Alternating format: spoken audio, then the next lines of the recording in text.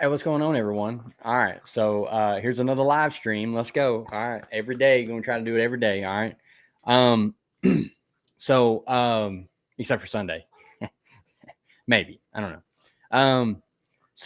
Man, I got to get an intro, right? I used to have an intro. I got to get another intro.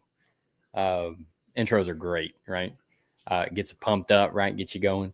Um, okay, so we're back at it with the atheists, right? The my claim here, or my question rather, and we don't necessarily have to just answer this one, but this is a good starter point, right?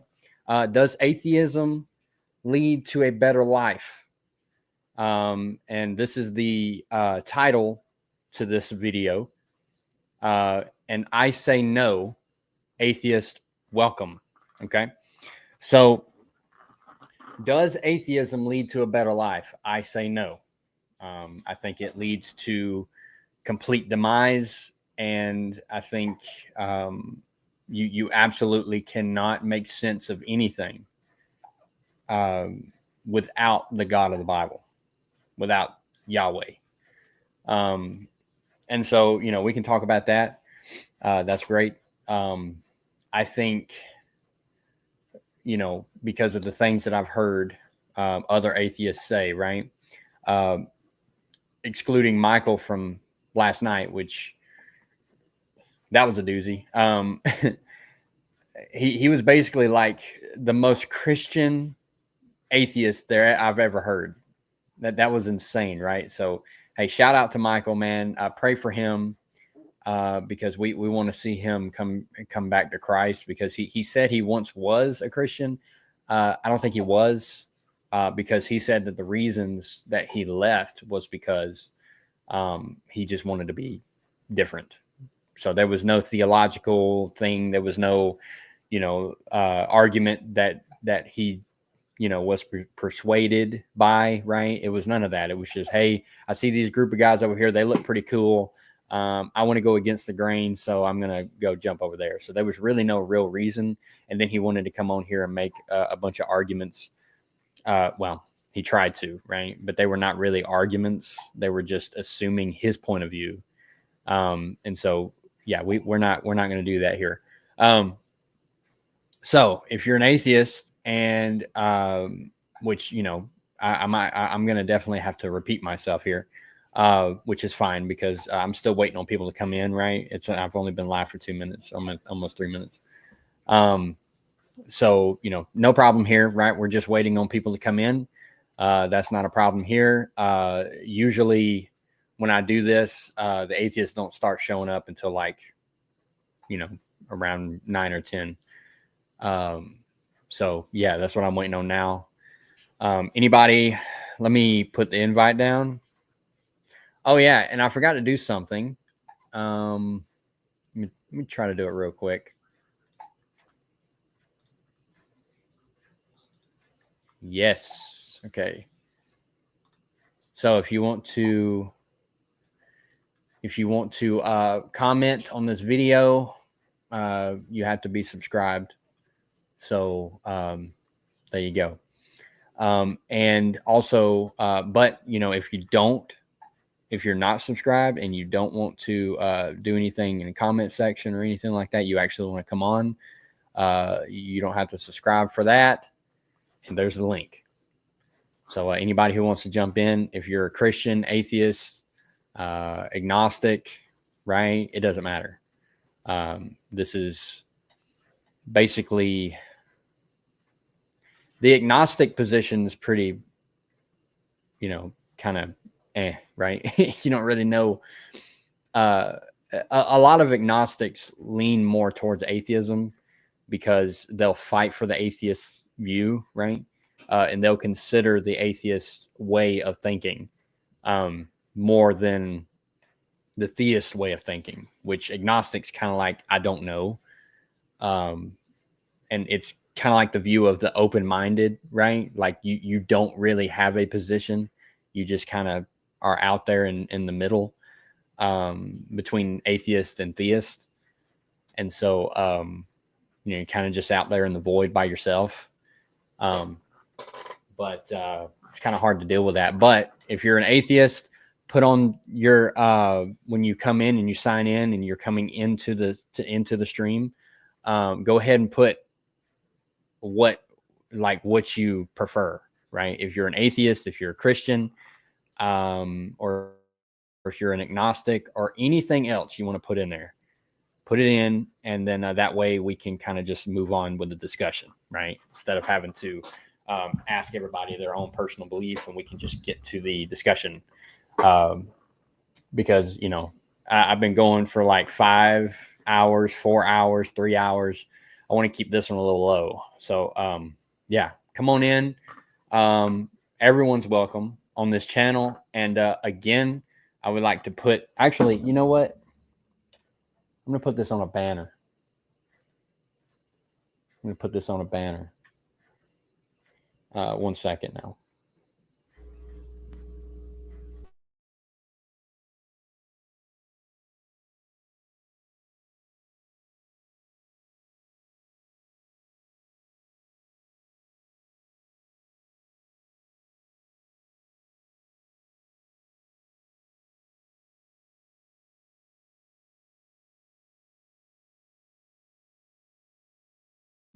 All right. Don't laugh at me, but I don't know if I misspelled that, but here it is. Okay. No scoffing allowed. Okay. From nobody. I don't care who you are. Okay. If you come on here, you want to scoff, don't do that. Okay. We're not going to do that. She's getting a little fussy. Yeah, I know, babe. Okay. So basically when I'm here, let me just take that off. I'll put it on briefly throughout the stream, but here's what I think, right? So does atheism lead to a better life? And I say no. Okay. Why do I say no? I think that the reason that I say no is because it's not consistent. Okay. And you can look at my other live streams where I talk to atheists, right? And it's just like, it's kind of like back and forth, right? Like you got to keep defining different things. And, it's just like, we're not talking like human beings, right? It's like we don't even talk the same language, okay? Like we'll say, okay, well, what do you think about morality? Well, define morality. Like, no, morality, you know what I'm talking about when I say morality. I'm not trying to trick you here. Like, let's have a discussion. 1 sec. Hey, baby. What is it? What? You mean... Hey, baby. She's good. She's good. Okay. So again, like it's all inconsistent, right? Like most of it, because again, like you'll be like, okay, what is objective and subjective? Well, do you actually know what objective and subjective means? Yeah, just Google it, right? It's in the dictionary. Like just go look it up, right? We don't have to redefine certain things to get our point across, right? And that's where I think the line, that's where I think they like the talking past one another, and that's just my point of view. That's what I have, witnessed. If I'm wrong, please tell me I'm wrong, right? But I think that when you start to blur the line a little bit, and you start asking for all these redefinitions and stuff like that nobody knows about, then you start being like, yeah, well, murder is a legal term where stealing is not a legal term. You know what I mean? It's just like, I'm just giving examples. That doesn't work, man. Let's just talk. Can we just talk, please? Like, can we just talk as normal human beings, please? I'm begging you. Okay. I am begging you, literally. Okay. Like, we know how to talk as human beings. Okay. Let's do it. All right. What's the matter, baby? You keep spitting the passy out. Let me get you. Hang on. Let's go say hi to the camera.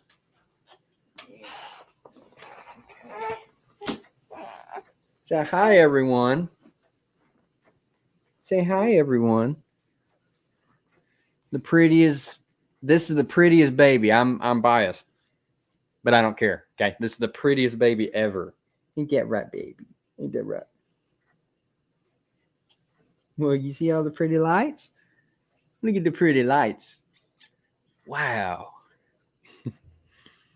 Yeah, we're gonna talk a little bit. Yeah, you want to talk a little bit? And she's been cooing up a storm. I tell you what. Yeah, we've been cooing up a storm. Okay, so again, like, it's just inconsistent, right? It's almost like you build a language barrier over yourself, so that way you don't have to say certain things, or you're too scared to say certain things. I'm not quite sure. So but here's the reality of it, right? You don't get objective morals. Okay, morality is subjective. Okay, meaning that everybody just has their own feeling and emotion and opinion, right? We all got opinions, right? And we're just throwing it at each other, and hopefully one of them sticks, right? Just like throwing bubble gum at a wall. Okay, it's all the same thing. Okay, so that you don't get objective morality with atheism. Okay, you don't get ultimate purpose in life with atheism, right? Oh yeah, well, I can find my own. Okay, well, I mean, and but again, like, it's just like the language barrier, right?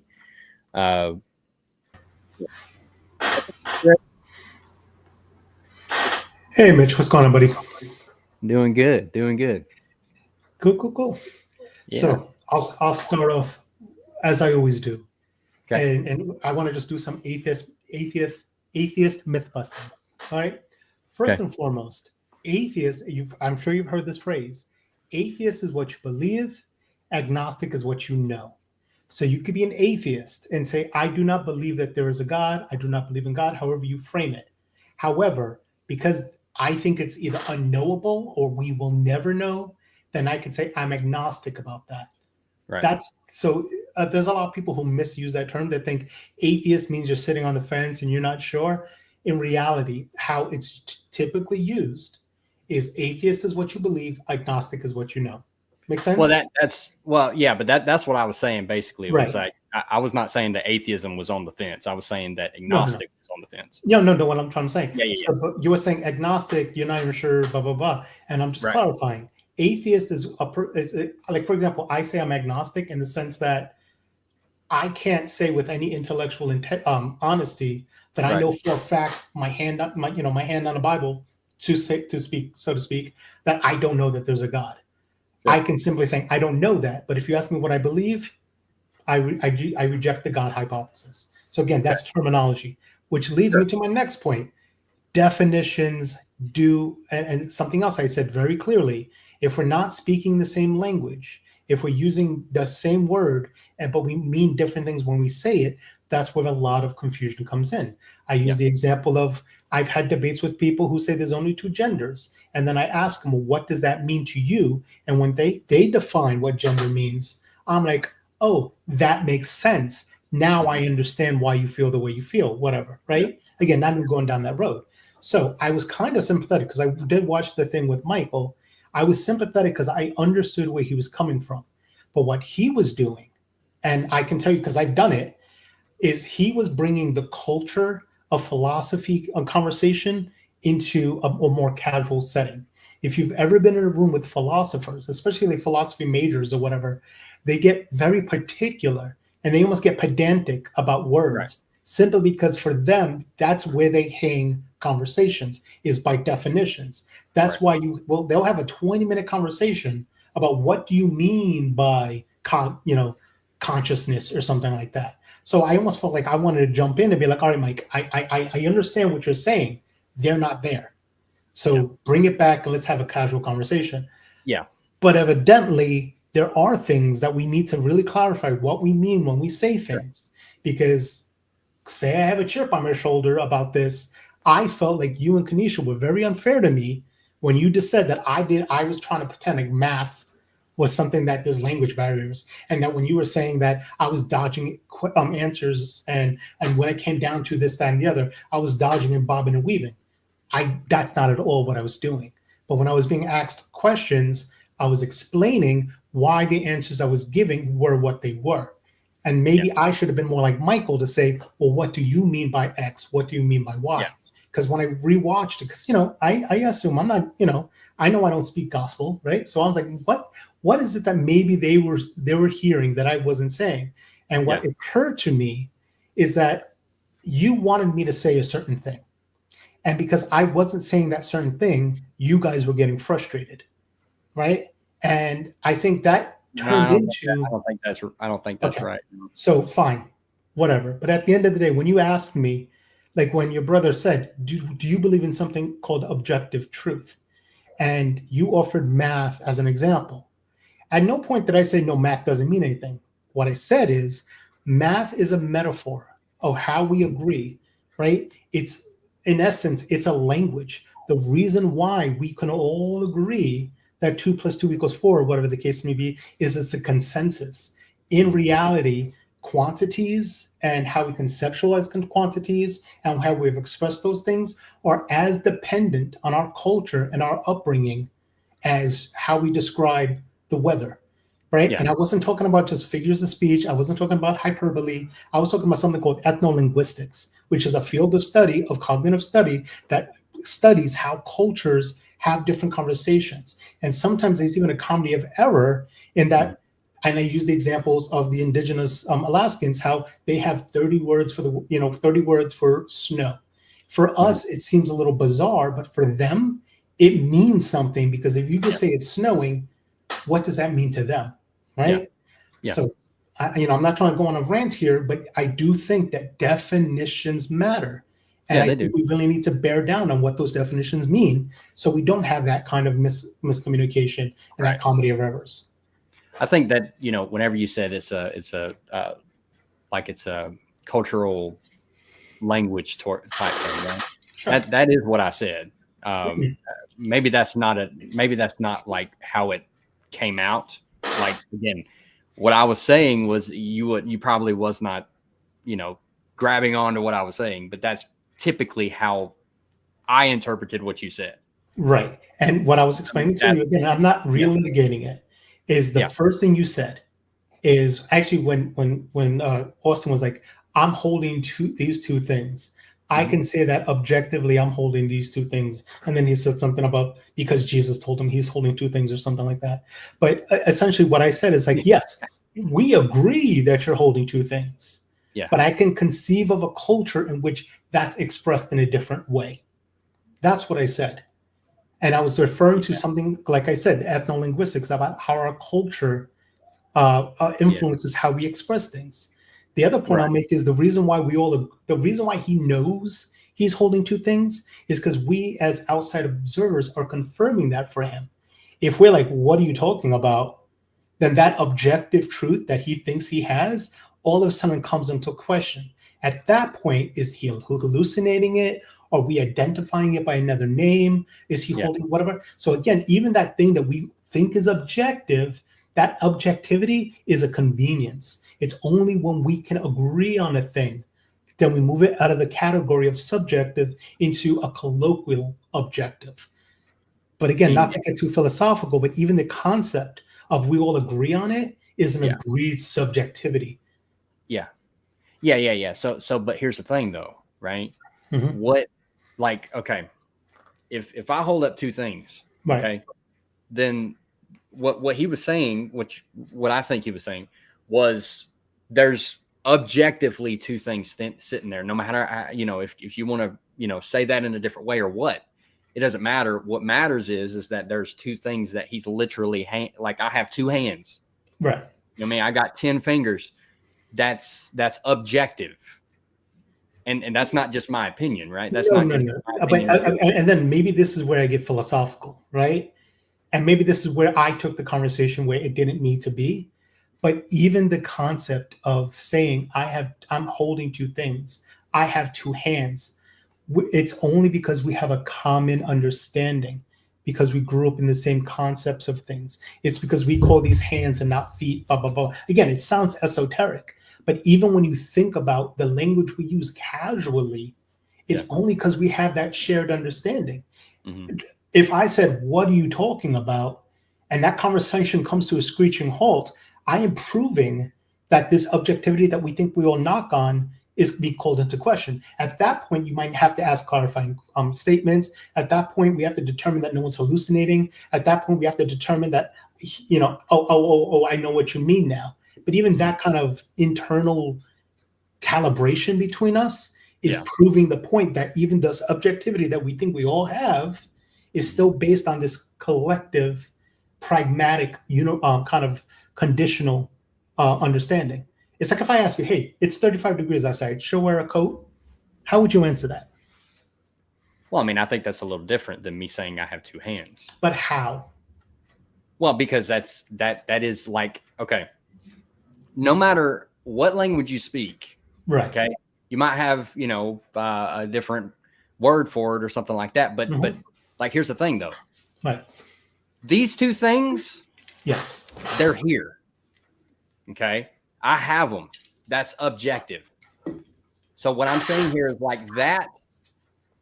Like if I live in Alaska, right? Okay, 30 degrees to me ain't nothing. So no, I'm gonna be like, nah, man, go ahead and skinny dip in the the crazy iced water over there. Like it doesn't matter. It doesn't matter to me. That is a different thing. That's a cultural thing because it's based on environment, right? Okay. But like again, if I have two hands, okay, anybody, it doesn't matter where you are, you're going to come to that conclusion because that's that's something that you can touch. But all you're illustrating is that there are some things that are more or less universal than others. Because again, if I say it's 30 degrees outside, if that's Fahrenheit, then that means you need to wear a coat. If it's Celsius, that means you don't need to wear a coat. Exactly. You understand what I'm trying to say? But again, because we come from a culture that Fahrenheit is the standard, right? That's a little bit closer to us, right? Yeah. Now, because most people come from a world where this is a hand and all that thing, right? Mm-hmm. That's closer to what we might consider a better understood thing. But I'm telling you, it's possible to conceive. Can you imagine in your imagination a different way of expressing this as a hand, or a different way where maybe there's a different, let's imagine for a second, I know you don't believe in it, but let's say there's aliens, right? Where or anthropomorphic dogs, right? Where they like, oh, this is a paw, or this is one of my feet, whatever. Again, I'm asking you to use your imagination here, but the only reason why I'm saying this is because we take a lot for granted when we talk about objectivity. And I'm of the belief that the second we as human beings, in our limited human perception, in our limited human language, in our limited empirical abilities, once we observe a thing, describe a thing, conceive of a thing, we've already tainted that objectivity with our own subjectivity. So right now in a far off galaxy, there's an event, there's a body of something, whatever, we will never know, we'll never see it, we'll never touch it, whatever. The second we understand and perceive it, that objective thing, it becomes by definition a subjective thing. Do you get where I'm going with this? Yeah. And right. The question that I would have is, how do you know, or how could you get to know anything in that matter? And that goes back to my third definition of truth that I kind of also said to you, that there are things that are true that we'll never know they're true, or they're yet to be known to be true, or they are true because is there a bear in the woods right now? Probably. But can you say that there's a specific bear in a specific set of woods? No, but we can all probably agree that there's a bear in the woods. Is it a true statement? Yes. But is there a literal bear in the woods right now? Do you understand what I'm trying to say? Well, that one maybe not. Because like, here's the thing, man. Like, okay, that's the same argument as like, okay, if a tree falls in the woods and nobody's around to hear it, does it actually make a sound? Which the point of that was actually, that's like a Buddhist koan.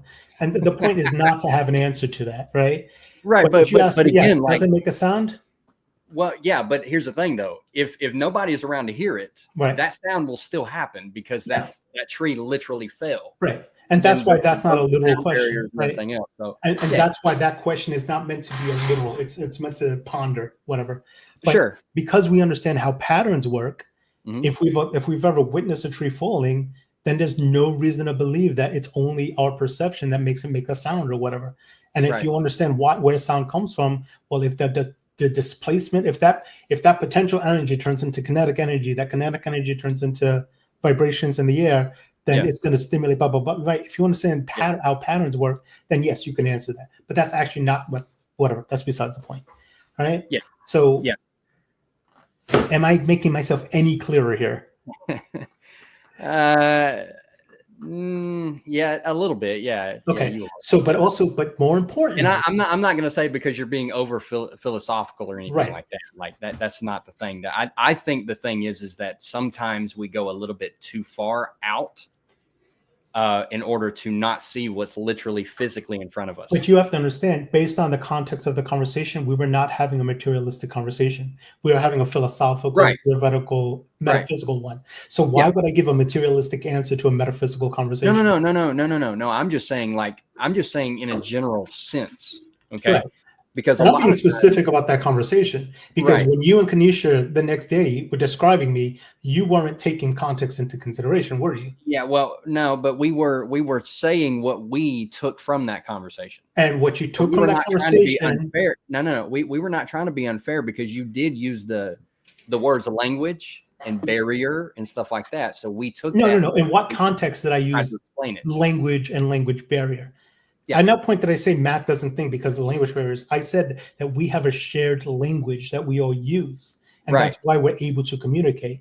At no point did I say there's language barriers. At no point did I say anything. But the thing is like it's up to perception, is what you were saying. Yeah. Math is up to perception, and I would disagree with that because I think no, I didn't say math is up to perception. I said math is a language that we all agree upon. That's what I said. All of us, though. Yeah, not all of us, though, but yes, all of us who use math. And that's the thing, right? So if you go into like a third world country and you try to bring up 2 + 2 = 4, they're probably not going to understand what you're saying. But they would have their version of that. And maybe that goes back to what I was talking about ethnolinguistics. Yeah. So that's the thing. Like, when you're going to when you going over to a third world country, right? And you say 2 + 2 = 4, they're going to be speaking a totally different language, and they're not going to understand what you're saying. Well, I mean, yeah, but wait. So who's like? But ultimately, I understand we all have different languages, but right.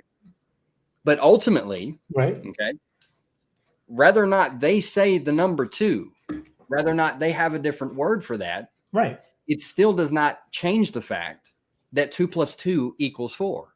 And the reality, because in order for science to work, that has to be true, objectively. Yes, but that's because science has a standardized language that they all agreed to. But math, even when you talk about the concept of 2 + 2 = 4, yes, and I'll say it again, that's because we've all standardized the language of that. That means if here in America, in Japan, in Korea, wherever, in order for scientists to communicate, they have to learn the language of science. But you can't say, well, I've changed the rules here because that's just bad science. That's just bad math. But if you're talking about the concept of quantities being changed by this quantity or that quantity, again, that's still an invention of our human concepts. I mean, ask yourself, why do we have a 10 based? Why is our counting system based on 10 and our time system based on 6? Do you think that happens in our DNA? Do you think that happens in nature? No, we quantified that. We decided, we packaged things. But you took the math that was already existent. You took the number system that was already existent. No, we gave a language. We gave a concrete language to something that might be considered kind of, I guess, in the same way that we would say that we measure, we have to package it in human palpable ways, right? So we created a language to describe these kind of abstract concepts of quantity, of increasing, decreasing, multiplying, dividing. We had to invent a language to turn something that might be very kind of vague into something more concrete. So would we? What math is. Yeah. So would we? Okay. would scientists want to make their inventions worldwide? Would that be something that they would want to happen? Yes, and that's why they all learn math. That's why they all learn the Well, common but what I'm language. saying here is that I'm trying to get to another Okay. point with this, because if, and actually, hang on a second. Hold Sure. that thought.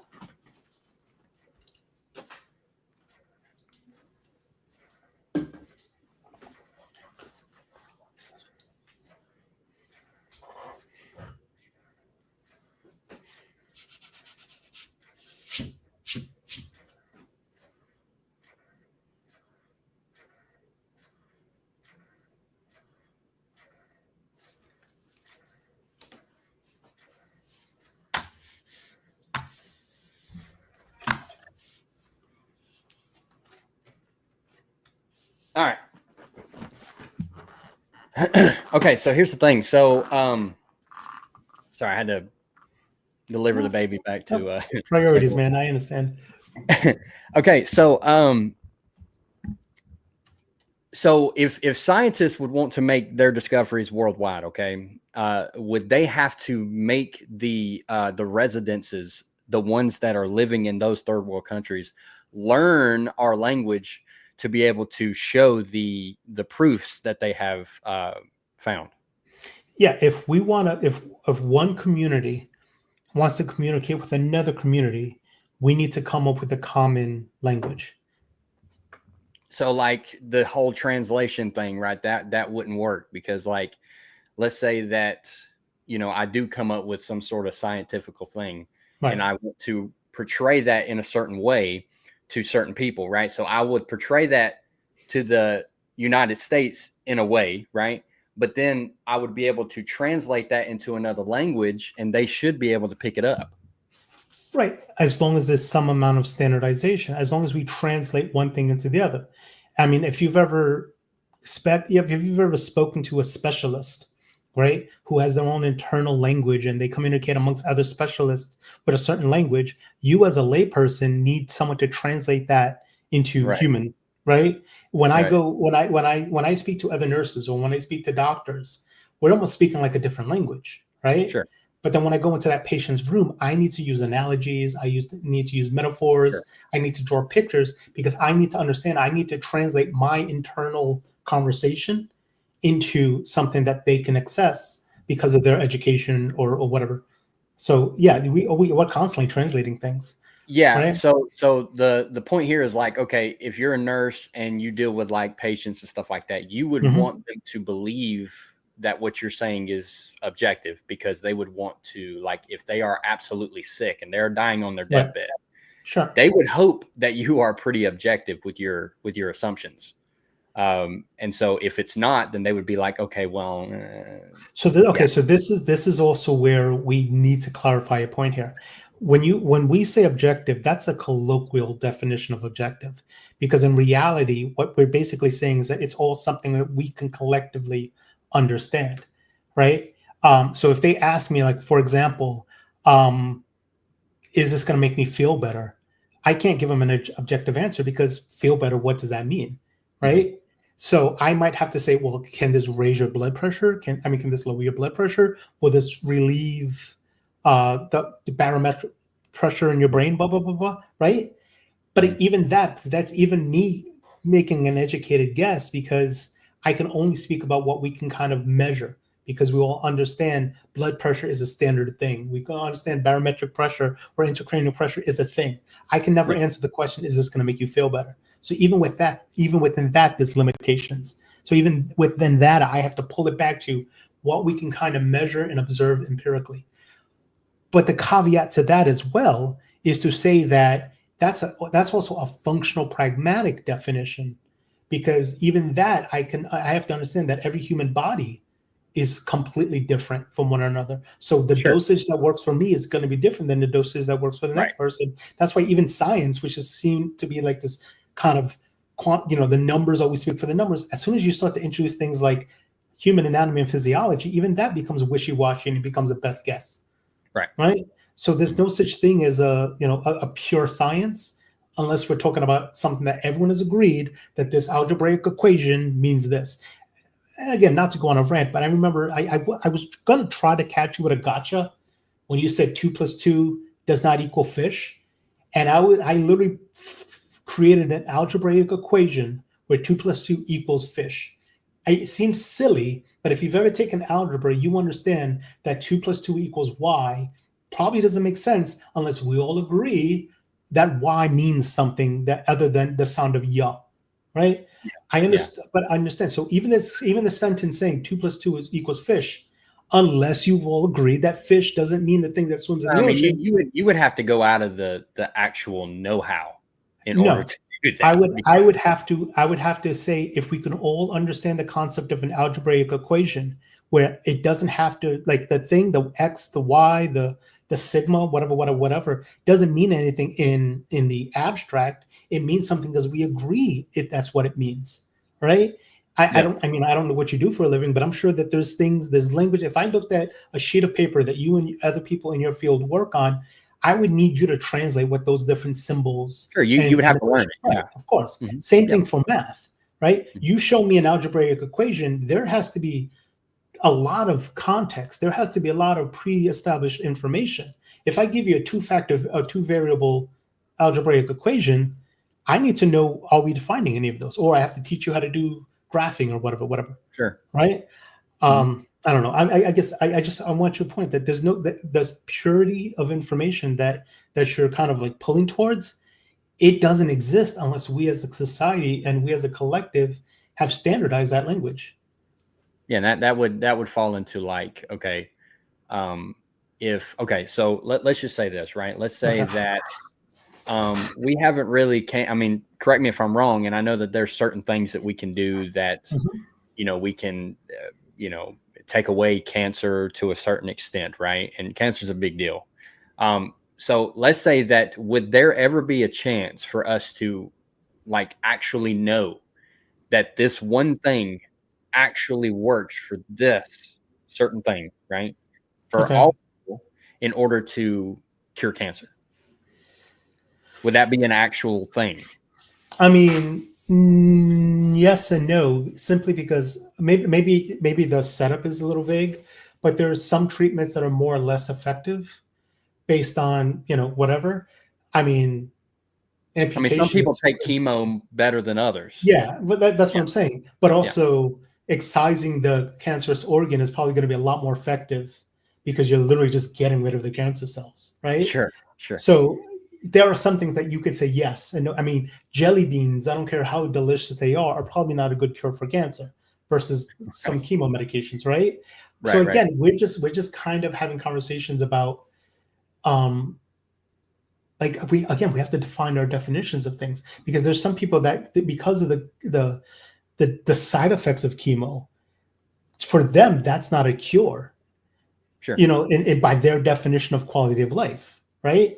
For other people, they'd rather, as long as they're drawing breath, they're happy with that. So again, that's also where internal definitions of quality of life and autonomy come into conversation. Again, I don't want to get too deep into the weeds about medical ethics and Hippocratic Oath and all that. Like, I'm just, you would have to translate to me, right? Yeah.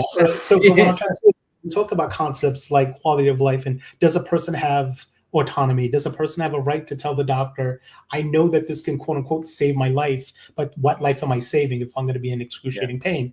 And that has, by the way, been, it's funny. It's another thing that, again, I don't mean to pick on her. I wish she was here when she was saying, well, can I say that, once brain activity ends, that person's dead? I don't care what you say. I'm like, that's funny. Ask Terry Schiavo's family about that. Ask the churches about that. Is brain death equal death? What is death? Right? Because that was a huge controversy not but 30 years ago when we're deciding what is death really. Is it the death of body, death of the mind, death of consciousness? Is it the heart that we use? Is it the brain? So even that kind of cut and dry, that example that she tried to use as a cut and dry thing has led to reams of bioethical debate. So even that's not as cut and dry as she kind of wants to make it seem. Right? Again, it's neither here nor there, but this certainty. But whenever the heart stops beating and the brain stops working, then again. But tell Terry Schiavo's family, who was looking at her lying in a bed, that her daughter's not there anymore. And Right. that was the big debate that came. Like, what is, and that's where a lot of ethicists and philosophers said, well, what is self? And that started to turn conversations of, if I get a bump on my head and I don't remember my name, I don't remember my family, I don't remember how I got here, am I still Chris? Yeah. Right? What makes Chris So Chris? like Right? what I would say is like some of those answers would definitely be gone, or some of those questions and somewhat debates that would be endless. Okay. Mm-hmm. If people would go outside of the material realm. But that's Then the that problem. would give you the answer for certain things like that, right? It would give Because you a perspective, but right, you can't but say here's the that those thing are though. universal answers. Well, I mean, it would give you an idea towards Yeah. something that, but here's the thing though. So if somebody is dead, like Okay. that's it, right? Flatline, right? Hmm. Brain's not working, heart ain't pumping, you ain't getting Right. no blood, right? Okay. And so if all that is, okay, and then all of a sudden they start just like that, they start breathing again, they start doing all the other stuff, right? Okay. Nothing happened to them. Okay. You didn't pump nothing else into them. You didn't, plug them up to a ventilator. You didn't do anything like that. Okay. Well, there has to be something that you can look into right there. You have to look at something and be like, okay, well, there has to be something else here. Okay. So you could ask the question, but that just asks the question. That doesn't get you any closer to an answer. Right. But I mean, Right? it's almost like we have to go into endless debates. I'm not talking about us. I'm talking about like Yeah. you said, like there has been scholars or not scholars. Mhm. Well, the scholars, ethicists, Not what scholars. bunch of people. Right. Everybody has been debating on this. What is death, right? Right. Well, I What think we is- wouldn't have to have those kind of debates if we went outside of the material realm. Yeah, but once you go outside the material realm, then you're going into places that science can't follow in the sense, you know Exactly. what I mean? So, and that's fine. But this is what I'm trying to say. I'm more than happy to have these kind of philosophical debates. I'm more than happy to talk about our existential self. What is the self? Where does consciousness begin? All this, blah, blah, blah, blah. But when I think about how I can't take the conclusions we come to and say that that's now uniform for everybody. And that's also something I've been saying from the very beginning, right? We can have as many beliefs, concepts, theories. By the way, forget I just said theory, because a theory is a whole other thing. Hypotheses, right? I can have all the opinions in the world. They don't even have to be based on reason if I don't want it to be. But when I talk about what medicines we should use, when I talk about what legislation we should think, when I talk about how we address the problems, I cannot be so egocentric as to think that I came up with a satisfactory answer, so therefore it needs to be universalized. And if we can't even agree on things like what is consciousness, then how the hell are we going to create this blanket statement to everybody? Right? Well, I think that would be, like, I don't think that would be what would you say, egocentric? Egocentric? Right? Yeah, to say that I've come up with a definition, therefore you need to accept my definition. Well, yeah, but that would run through all of it, right? Because again, your hypothesis, right, would have to trump somebody else's hypothesis at some point. Well, again, I guess it also depends on what marketplace of ideas are we talking, right? Mm-hmm. If I come out, like, for example, this is $1 billion industry on diet and exercise, right? And one of the reasons why that exists is because we're dealing with anatomy and physiology, right?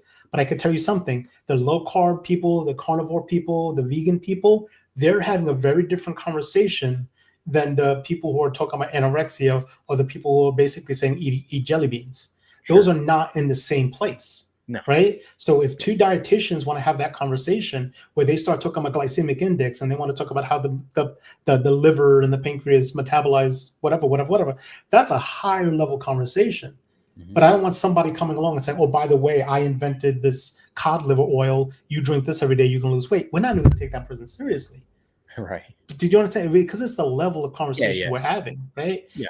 And I think the bone I have to pick, and this reveals some of my politics on this, is that there's a lot of people who haven't done the work, who haven't earned the credentials, who've kind of inserted themselves into these conversations saying, well, because of my convictions, I demand to be taken seriously. And then when we ask them to kind of stand by their convictions and show it that's repeatable, they're like, well, we don't have to meet that standard. That's your standard, not ours. So they want to come into a realm that they don't belong in and bully their way in there. And because more people believe it, we now have to give it credence. And I just don't think that's fair. I don't know if you've ever heard the saying, like, I'm not even going to go into it, but basically I've heard people say, like, I won't, you keep prayer out of my school and I won't bring science into your church, right? It's a little snarky, it's a little sarcastic, but I think it's basically one way of saying you could talk all you want about, the spirit and all those all those kind of metaphysical conversations, but when we're talking dollars and cents, when we're talking math, when we're talking about the language of science, right? Your beliefs cannot be translated into the language of science in the same way that you think it should be. And I think that's where I say I like to keep my peas and carrots separate. And this goes back to the thing I said before, where I was like, listen, I want you to believe what you believe. I want you to operate in whatever method that gets you through the day, that gives you comfort, that helps you deal with your own mortality. If it helps your relationships with your loved ones, if it teaches all those personal benefits, please have that. I want you to have that. But when we start talking about theologies, when we start to talk about sociology and psychology, when we start talking about anatomy and physiology, when we start talking about legislation for the country, come to the table as a biologist. Don't come to the table as a Calvinist. Come to the table as a physicist. Don't come to the table as a utilitarian. Yeah. I want you to come to the table, wear the hat that we're asking you to wear, because there's a time and a place for everything. And that's the point I've always made. And that's great. And I would agree with you, because again, right. When other people start coming on to a theological debate, right? They'll come in as an atheist, as an already, I don't believe in God and stuff like that. And then they'll start, they'll start trying to debunk the Bible and say, well, the Bible says this, but it actually, well, no, you have to come to the table as a believer in a sense, in order to debate what the Bible actually says. So again, if you want to assert the Bible and try to debunk it, then you have to use the rules that it sets forth. Right. And this is why I would agree with you. Yeah. Right. And this is why I'll say this to the damn, you know what I mean? At the end of the day, if I'm going to come here and tell you that I don't give the Bible any authority, then I'm never going to use it to make my argument or to dispel an argument, because I don't give it any authority. The only time I even bring up the Bible, the only time I even bring up some of these biblical stories or the history of the Bible, is not because I'm trying to stand on by my own merits, but I'm just trying to illustrate by your own narratives, by your own stories, by your own, the narratives that you tell. I'm trying to illustrate that you don't even stand up to the own standard, that the same standard that you set for other people. So whether I'm successful or not, it's a different conversation. Right. But there's a reason why I'm not trying to go verse for verse, toe to toe with you, is because the same thing I'm not going to try to convince you. I'm not going to go into your realm, right? Yeah. Because I will cede that land to you. Your faith is your faith. I don't care, right? As long as you don't try to bring your faith into my realm, or when I say my realm, I mean into the sciences, into the humanities, right? Well, and on that point, real quick, if I may, I would argue that it's the modern day science, right? Sure. That was pretty much built within the major universities and stuff like that within the creation of the United States. I would argue that was the Christians that created those things. But like I said before, I don't care about. Listen, if you want to come in and you want to invent a new gobbledygook, whatever, I'm not looking at whether or not you're wearing a cross, a hijab. I just can't. Are you a good scientist? That's all I care about. Sure. So for you to say, right. So so credit where credit's due. Yes, there was a lot of times it was Christian institutions, because that's kind of where education came from. Because for a period of time, that's where the learned folks were. The only people who knew how to read and write and scribe were the clergy, right? So that makes sense. The only people who were allowed to get educations were those who went into kind of into the scripture. The peasant mud farmers were not allowed to read and write. So of course, the people who were reading and writing it and doing the studying were the people who were also religious for one reason or the other. But at the end of the day, when Gregor Mendel came up with his theories, he didn't do that. He didn't do that as a friar or I forget what denomination. He was a monk, but yet we took from Gregor Mendel the idea of alleles, right? We understood why you look vaguely like your mom and vaguely like your dad because of the work of a priest. He wasn't a priest. He was whatever. He was a religious man. The guy who mapped the human genome was a believer. But we're not asking them what they believe. We're asking them, what does their math look like? What does their science look like? In the same way, I don't care how we got the names of the week, right? The fact that Wednesday, Thursday, Friday are named after Greek gods, that doesn't mean that Wednesday, Thursday, Friday, I mean, not Greek, Norse figures, does not mean that Wednesday, Thursday, Friday we owe to Wotan, right? So at the end of the day, yes, our culture, a lot of the conversations we have, we borrowed from this culture, borrowed from that culture, but that doesn't mean that they donated that to them. They don't keep ownership of that, right? The numbers we used, who do you think invented the numbers? The Middle Eastern Muslims. Muslims invented half the math we use. We don't say that math is Muslim, right? There's a lot of things we get at, technology that we use today that we get out of Asia. We don't say that our technology is Asian, right? So that's the thing, is I don't understand the argument to say that I can't speak of science without tipping my hat to Christianity. Perhaps the scientists and the Christians, right? No. But what I'm saying here is, like, there is no boundary between religiosity and non, right? When it comes to science, right? So, because they're acting as scientists. A Christian can come into science, and be a Christian as well as anybody else can. Of course. So that's what I'm saying. So, like, that's all I was saying, right? I'm not saying that you have to tip your hat to anybody. I was saying that, whenever you're, basically, and I'm not speaking on you. To you, I'm not speaking about you right now. Well, you might as well. I mean, but no, because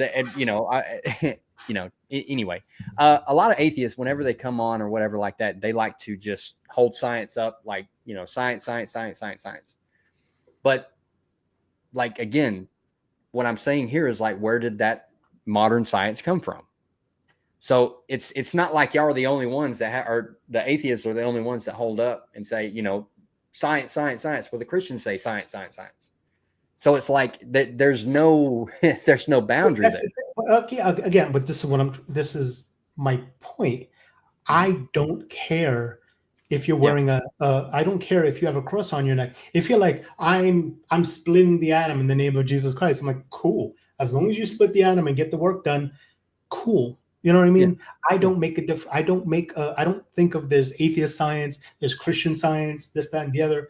I'm just like, is the science good? Right? When I'm looking at cardiologists, I kind of don't care. I just want to know, are you a good cardiologist? Right? That's the only thing I'll always say. And this actually brings me back to an original conversation I had with Kanisha, where she was like, well, why is it when Christians say something, you reject it? Or if a Christian scientist said it, would you believe it? I was like, yeah, as long as they're being a scientist, I don't care. I honestly do not care about the faith of that person, right? As long as their science is good. That's all I care about. That's good. Yeah, people would disagree with you on that, but that's fine. This is your personal belief, and that's great. To that person, man. But okay, but let's be clear about here. Let's be clear about this.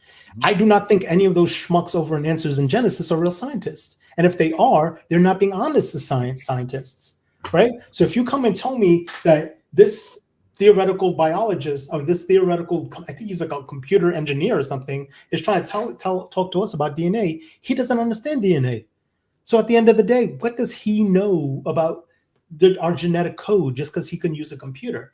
And so that's why oftentimes we will reject those smucks, because we see them as grifters, right? We see them as grifters. And again, maybe I'm speaking ill of the guy, but D'Angelo, he is not, he maybe has the credentials, but he's not using those credentials in the arguments he makes, right? And I've always said it a million times, a bad argument is a bad argument. The scientists who make bad, as a matter of fact, we rely on bad arguments in science because we need those bad arguments to improve upon them so we can get better science, right? I mean, I have textbooks on top of textbooks. The last 40, 50 pages of them are nothing but references of the studies that they built that information on. And if you want, you can go and find those studies. And each one of those studies have 50 studies that those are based on. And there's nothing more a scientist likes to find out than something that everybody took and kind of hung their hat on, that they were able to crack the case open and disprove that. And even the person who gets disproven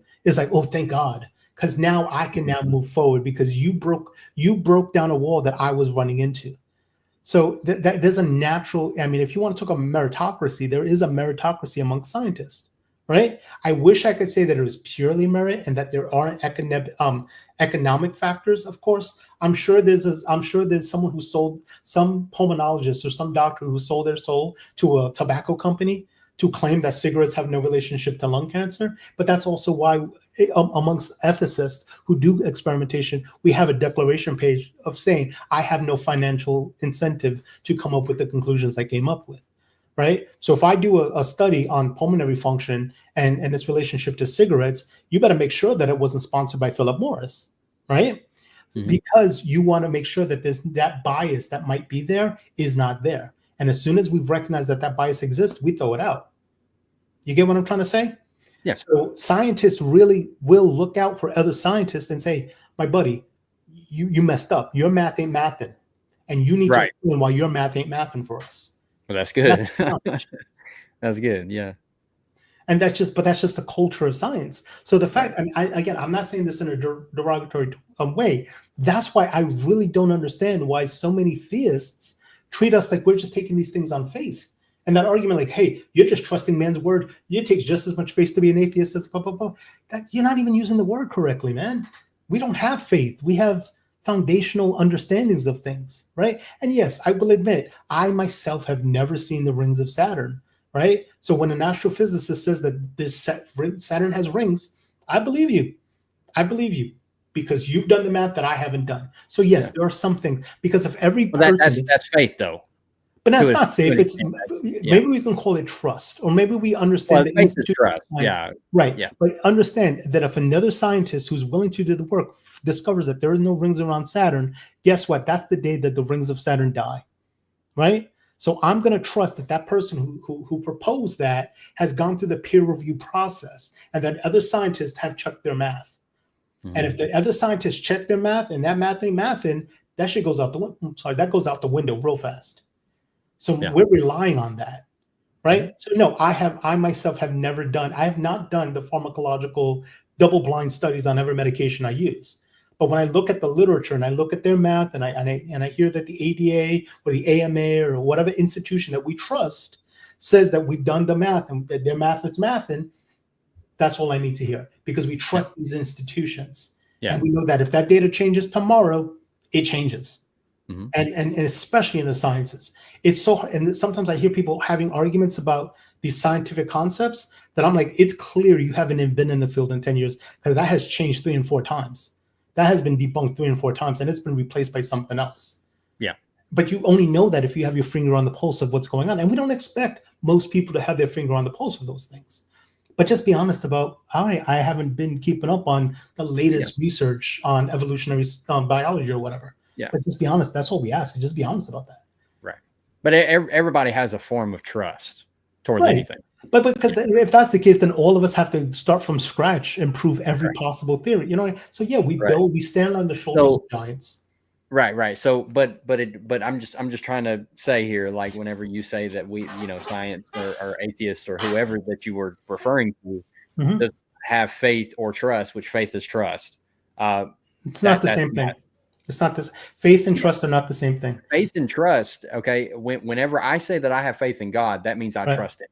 Okay. Yeah. You could have both, but that doesn't mean they're the same thing, right? I have trust in patterns being consistent.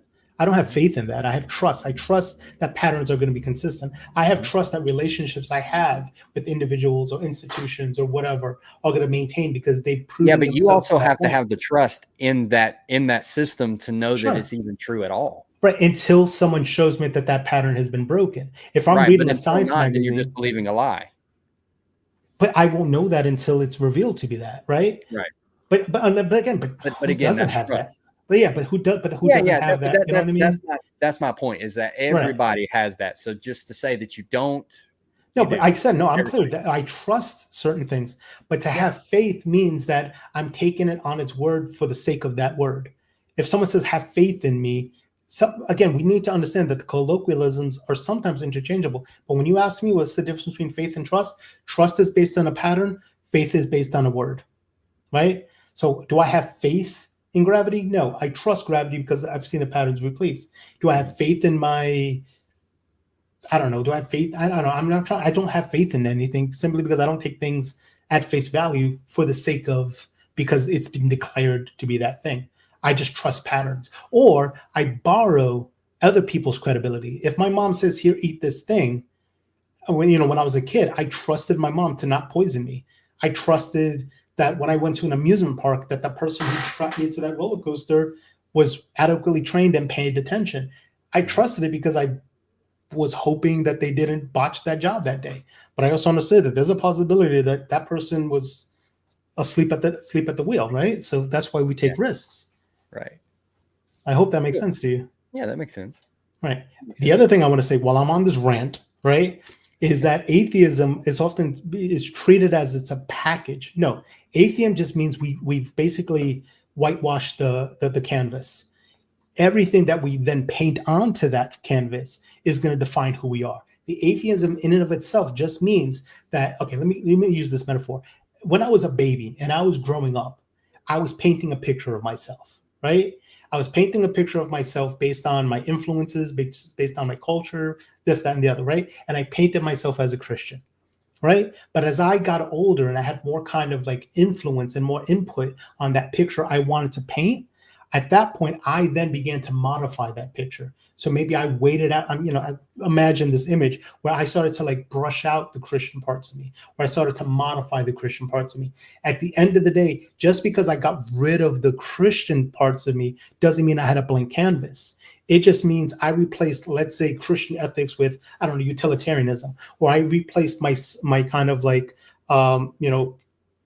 theological rationales for things with things that are more kind of maybe, I don't know, the Kantian or the categorical imperative or something like that, right? Where I replaced one thing with another. I didn't simply just say, well, because I don't believe in God, now I have nothing.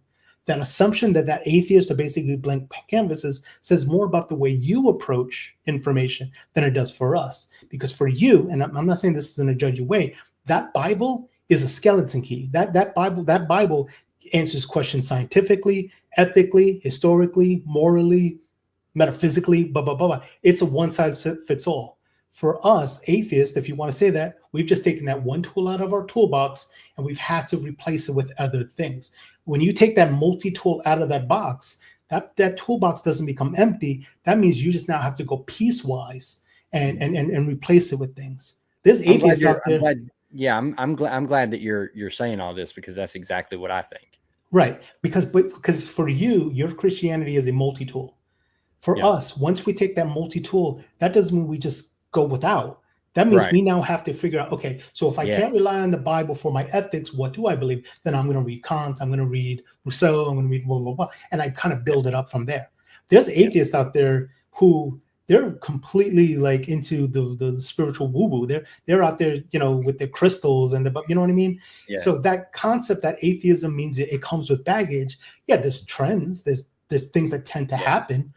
But there's atheists out there who believe in aliens and ghosts and whatever. You know what I mean? It doesn't. Knowing that a person's an atheist only tells you that they've taken that one multi-tool out of their box and now they have. And that's my main problem with people who like when people who claim to be atheists, right? But then they want to take stuff out of the Bible and live by that.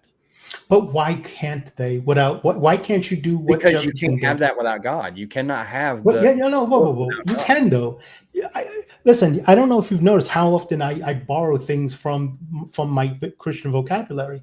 I can express the concept of empathy by saying treat others as you want them to treat you. I could talk about kind of metaphorical hypocrisy by saying take the speck out of your eye. Take the plank out of your eye before you leak. I could say that.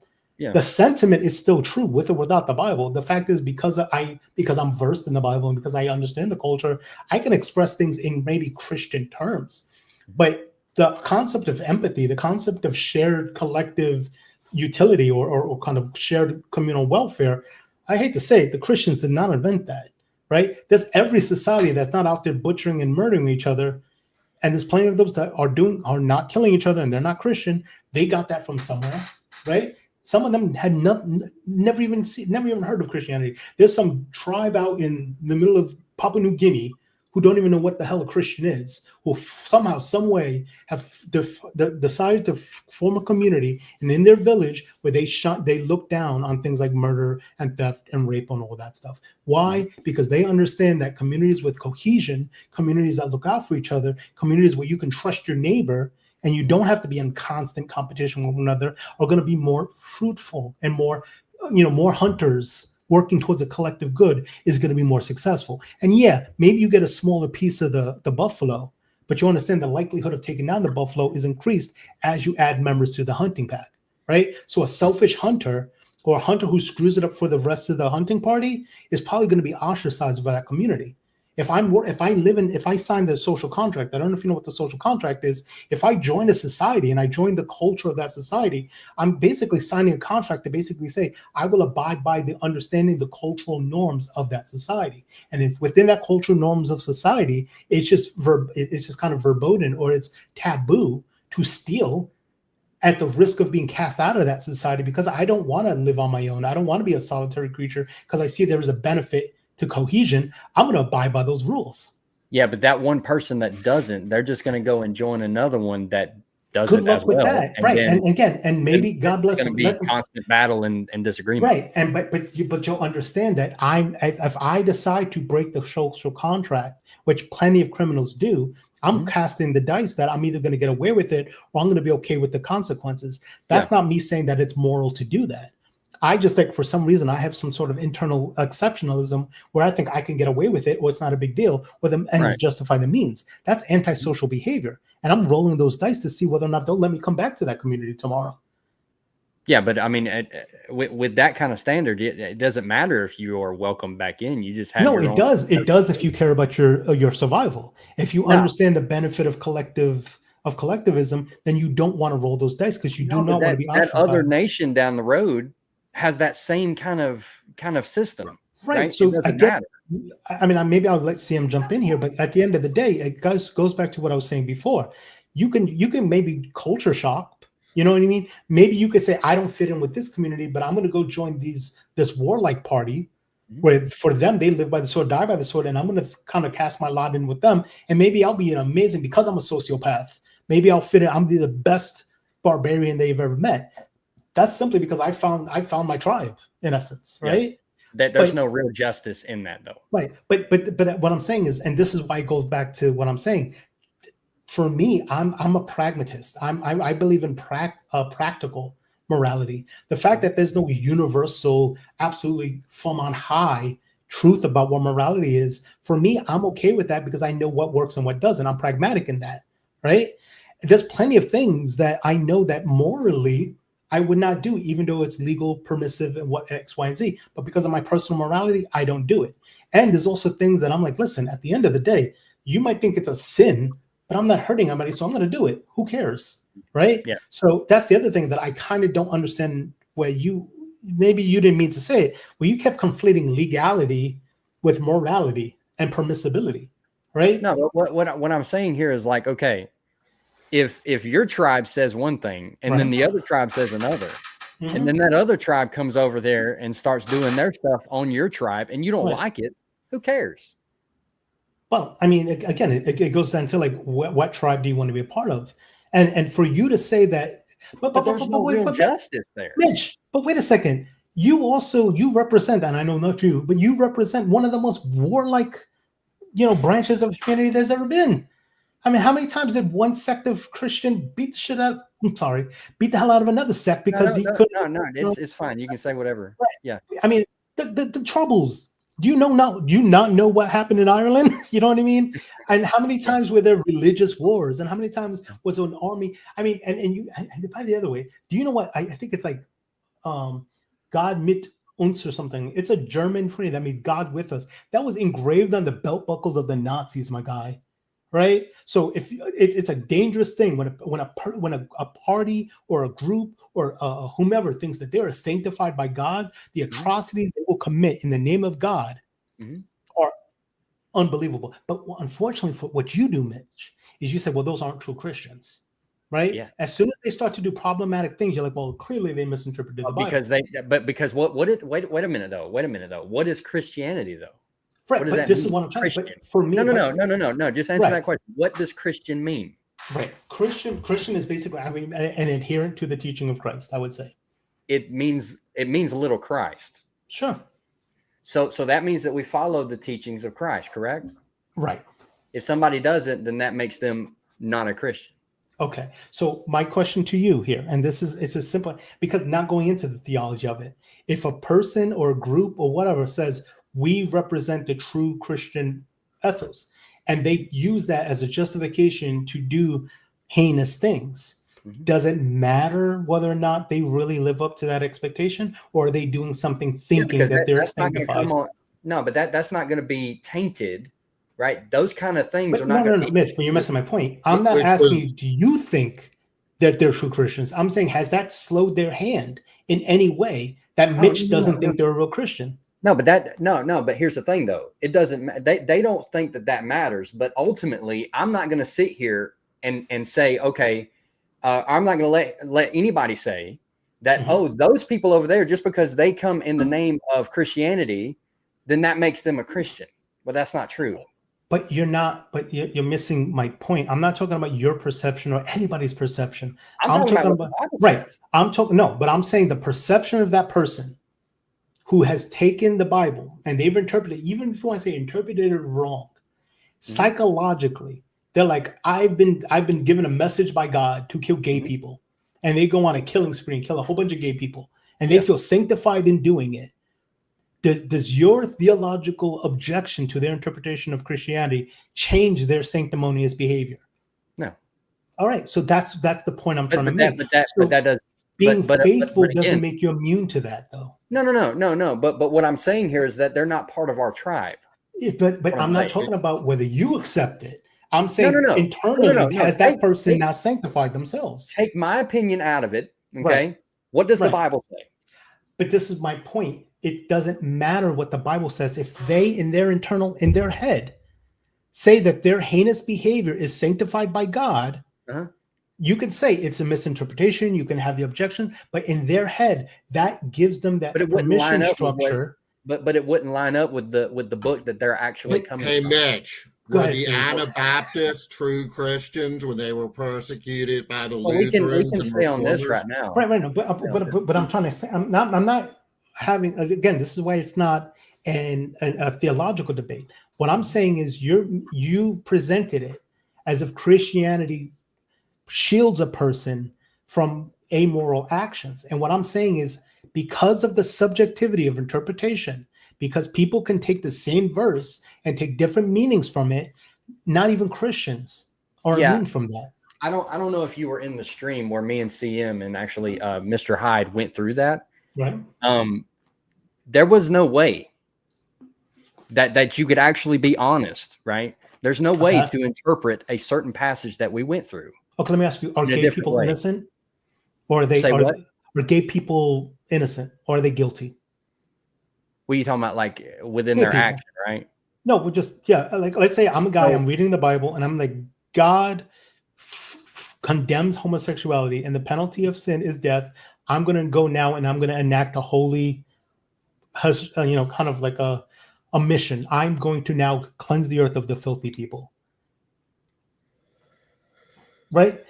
Yeah. Are they misinterpreting the Bible? Well, yeah. Well, hang on. Okay, so here's the thing. Right. Might have misunderstood. Okay. But what I'm saying here is like, okay, so the Bible does condemn homosexuality. Absolutely. Sure. Yes. And so there are people, progressive Christianity, and you probably know about that. They will take the Bible and twist it in such a way. Sure. But again, here's the thing. How do we know that they're twisting it? It's because we have the original accounts. We have the receipts, right? We can test those things.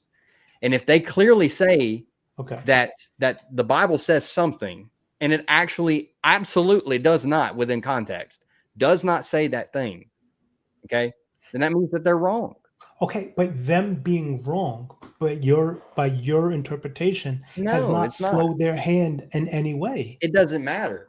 What do you mean it doesn't matter? Because what matters is what does the Bible say, and if you Okay. go outside of that, then you cannot claim to be a Christian. All right, That's so my fine, point. fine. So now you think that they're not a Christian, but was the act still not done though? And Well, do the acts they were not done. feel? Yeah, and they feel. The acts were And done, they but feel you cannot- perfectly you cannot justified claim doing it. that was a Christian that did it. Okay. That's what I'm saying. All right. So fine. We'll Yeah. leave it at that. The only point I'm trying to make is that there's no.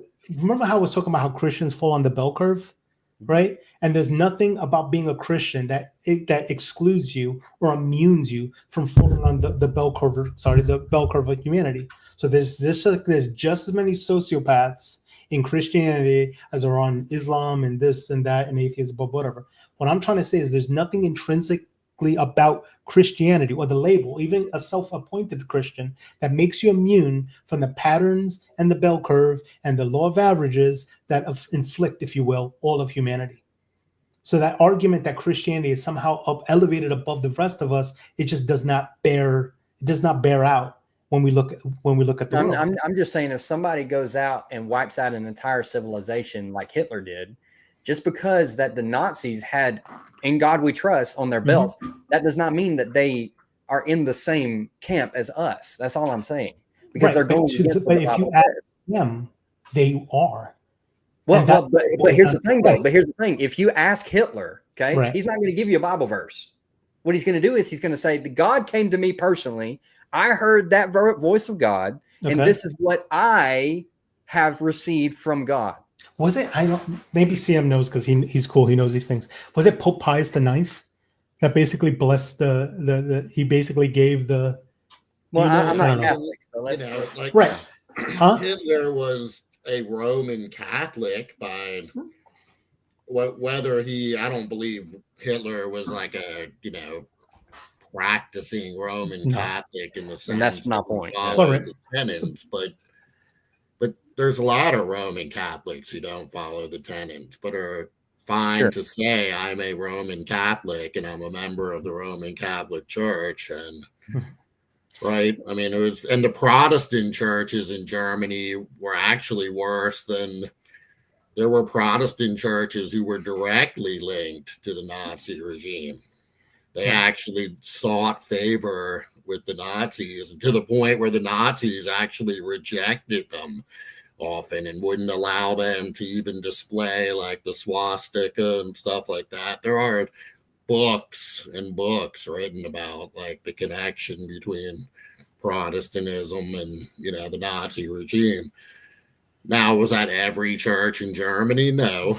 But yeah, I guess the only reason why I mentioned that Pope is simply to say that the behaviors of this what we consider as obviously atrocious thing can sometimes unfortunately boil down to from what perspective you take it from, because also, and I get more in recent history, and again, I don't hang this on Christianity, but there's even people who saw the war on terror as an extension of the Crusades. You know what I mean? So at the end of the day, again, I'm not holding that against you. But what I'm trying to simply say to you is have the realistic view that religiosity and especially dogmatic thinking, when mixed in with the right mindset, can be a very dangerous thing. And I forget the exact quote, but there's basically that someone says that a person who thinks they have God on their side is not limited by human morality, because they don't answer to human morality, they answer to God's morality. And if they've twisted that into something perverted and distorted, there's no limit to what they will do. Hang on 1 second.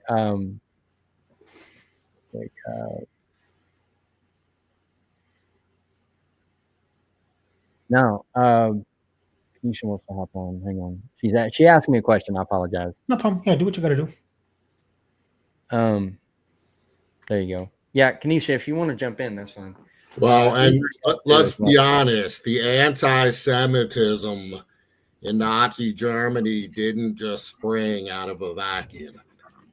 It has a long history in Christianity. I mean, I know that's very controversial. A lot of Christians don't want to hear that, and you might want to call it anti-Semitism, but the anti-Jewish aspect has been involved with Christianity since the Gospels, right? I mean, the whole idea of the Jews being responsible for the death of Jesus has been embedded in culture, European culture, for thousands of years. So is that the ultimate cause? No, there were probably lots of causes, but it It didn't certainly take much. played a big role. It gave the underpinning to it, right?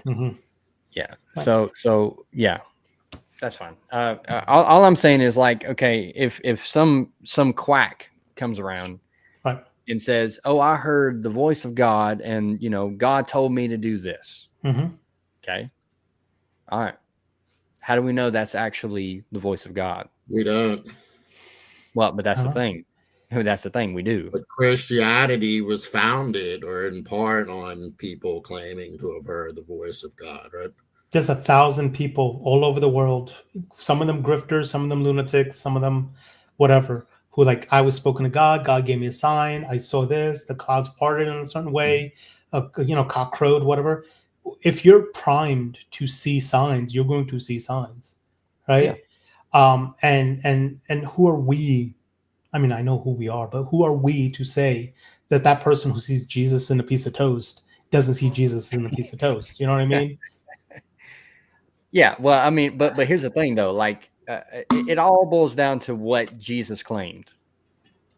All right. So if we want to, if some quack comes around and says, "Okay, I follow Jesus Christ," right? How do we know he actually follows Jesus Christ? Well, we know what he claimed and what he said historically. Okay. Not just through the Bible, right?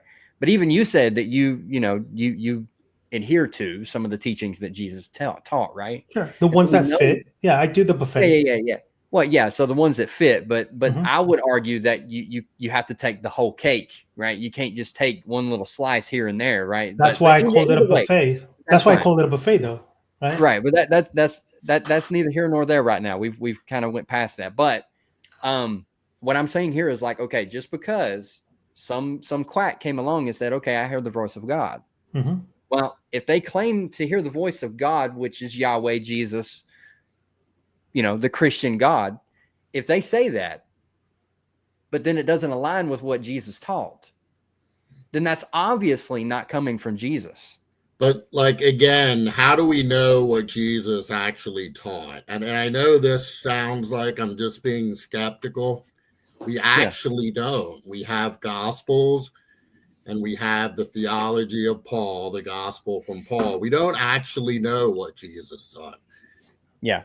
We know what Christian doctrine is to a certain degree, but we don't know what the walking Jesus taught. We don't. Also, with that kind of standard, you don't know what, I know, and that's a shame. I wish we did. It's lost. What George Washington said.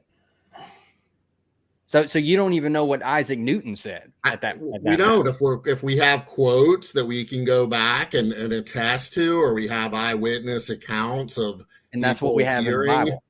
Isaac Newton, but we don't have those things. So we have to then the eyewitness accounts. We have to reconstruct it and hope that that's what was being taught, but we don't know what Jesus actually taught. We know what the gospel is. But even not even going into the weeds on that, right?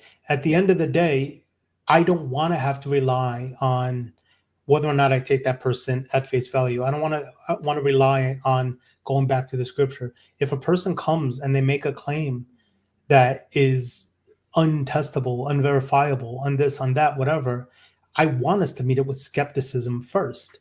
And not just say, well, why would I lie about that? Or not just come and, you know what I mean? So at the end of the day, that's why I don't advocate for a belief system. I advocate for a methodology, right? And also, as someone who works in mental health, right? I work with people who their perception is very off. And who am I to tell that person that the voices in their head are completely in their head? Or who am I to tell them that the FBI isn't spying on them, right? We do something called reality testing, where we try to explain that to them, but that voice in their head, that perception, that fear, that anxiety, that depression, all that is as real to them as I am sitting in this chair.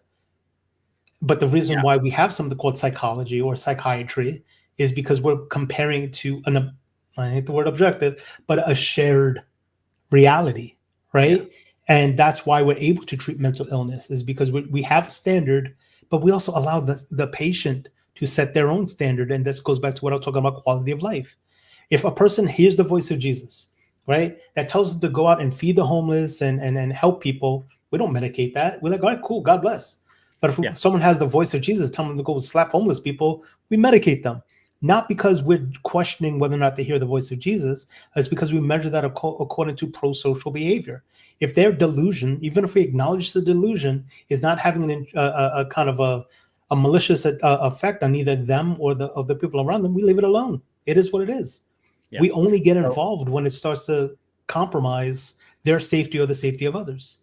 Okay, so what would you say that somebody that goes on a killing spree that kills and wipes out an entire civilization without even blinking, right? Sure. Do you think that they're pretty messed up in the brain? I would imagine there is some sociopathy, if not psychopathy there. Okay, yeah, sure. So they're not thinking on their own merit then. Okay. I would say no, unless wait. Unless I would say this, unless they've rationalized it to themselves that that's necessary for this reason or that reason. I would still not react positively to that. So then what Hitler did is completely justified. No, for him, if you ask him, he felt completely justified. Yeah, sure. I think he was pretty screwed up in the head. Sure, of course. But this is what I will say. If it was just Hitler doing it by himself with no rhyme, no reason, no logic, that would be a lot of people for one man to kill. But he had power. And he had power. Yeah. He got that power from people. He made arguments. He seemed very, very charismatic. He was able to play upon the insecurities and the resentments of the Germans against the mysterious other. And that list of others, that list of people oppressing the German people got longer by the day, right? So clearly he was able to find a way to turn his internal his internal screwed upness into something articulatable, to convince an entire country to have him act. So as screwed up as he was in his head, he couldn't have been that screwed up because clearly he was able to convince a lot of people. No, I mean, the ability to motivate what we, through lots of study, the most average, boring people to do things that they would never do in any other they would probably never do in any other. Well, they didn't have that inner monologue that you're attesting to, that to say that killing is wrong. They probably did. I mean, the first step. They didn't care because they wanted to follow this guy. No. If you understand sociology, you understand that the first step towards mass atrocity is dehumanization. It's not unique to Nazi Germany. No. No. I'm just using them as an example because they were brought up earlier. Right. And if they believed they were protecting their country, right? Right. And they believed that their country was a victim of some sort, then it wouldn't be hard to get to that next step. And it's incremental. It's not one. Yeah, but here's the thing, though. Genocide to. Yeah, but what I'm trying to get to is that, again, nobody was going to go and stand up to Hitler and say, "Hey, you're doing wrong, man. I don't agree with you." People tried, but he just was more powerful. Yeah, exactly. Right. But his subjective morality went against everybody else's. But here's the thing. But his subjective morality, he was able to translate that, going back to what I was talking about translation, into a public good. He was able to convince people, his countrymen or whatever, that what he was doing was actually self-defense, that they were actually the victims, that they were just protecting themselves, that they were talking about kind of blood and soil. And that the Jews were just a bunch of peasants, and they were not even Jews, the gypsies, homosexuals, communists, mostly Jews. Right? Yeah, mostly Jews. Right. But the point I'm trying to make is But anyone who studies totalitarian regimes or fascism, they understand that part of their language is about dehumanization, otherization, creating that persecution complex. Right. The classic example The best way to get people to rally and circle the wagons is to convince people that you're being prosecuted at every turn. Even if you're the majority in a country, even if every legislator kind of follows your belief system, if you can convince people that your people and your chosen people and you're being circled by, you're being surrounded by enemies, then you can easily create uniformity by everyone circling the wagons. Even if you're 100% in the majority, as long as you get the perception of persecution, that's an easy rallying cry. That's an easy way to get people to protect because themselves. that inner monologue means nothing to these people. Right. Or that inner monologue, they were able to be persuaded by saying, hey, you know what? Although my inner monologue was saying this, maybe he's right. It is. I do have less food on my table. It is right. Why are we paying for reparations for the First World War? Hey, it's not fair. Wait. That Jewish guy who's not even from Germany has a bigger house than me. He's vermin. Right? Maybe there's something to that. So that once it became a war on multiple fronts, that's an easy way to galvanize the society, like right. And we could talk about it in Germany. Great Britain against us. It's now the United States against us. It's yeah. And that's my point, right? So again, it ultimately doesn't matter what you feel or what you agree upon or your opinion or anything like that. Nothing matters in that. But what would it matter? Let's just say, then it was objectively wrong. Who then would enforce that objective opinion? Well, we've already talked about this in the other than other humans. Right. It would be, yeah. But it would be on the authority of what God has spoken. And but understand, but Mitch, absent people caring what God had spoken, it wouldn't matter. Right. And what if you can't agree on what God has spoken? Then it doesn't matter unless God. Yeah, well, we've already went through that, man. We've already went through that. That the whole fallacy of the interpretation stuff that doesn't hold water, because here's the thing. Again, we know what the Bible says, and just because there's some quack that comes along and says, "Oh, well, actually, it says this," that doesn't mean that there's two different kinds of ways of looking at it. But this is again, this is what it says. But you're having do not murder, and if you do, then you shall be put to death. That's pretty cut and dry. Okay, Mitch, let me ask you a question. Just because I'm gonna kind of, what if a person has a mental illness and they kill somebody? Should they die?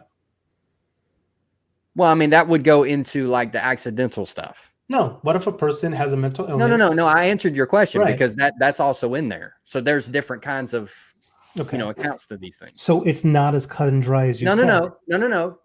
That's not what I meant. Okay. Listen to what I said, though. Listen to what I said. Don't get defensive. I'm hearing you. I'm not defensive. Okay. Just listen. All right. When it says that if you put somebody to death, I can read it for you. I can read it for you. No, you don't need to. You don't need to. Okay. But you probably already know where I'm getting at here. Okay. Right. But what it comes down to is like, okay, there are different laws to different circumstances. Okay. So what I'm saying here is that there in that one chapter, right? Me and CM and Mr. Hyde went through it, right? Do you remember my response, Mitch, to that? Hang on. In Exodus 21, right? In Exodus 21, it says in verse 12, I believe it is. It says that if you take of somebody's life, right, then you shall be put to death. But then it goes into the accidental thing, right? If you did not lie in wait for him, all right, and then it was an accidental murder or killing, then I have designated a spot for you to go to. So there's two different kinds of laws there for two different kinds of circumstances. So it's not like that's the only law and that's the only thing that we can just base everything off of. I'm saying that there's different laws for everything. Do you think euthanasia is amoral? Say what? Do you think euthanasia is amoral? I don't know what that is. Euthanasia, basically putting a person out of their misery.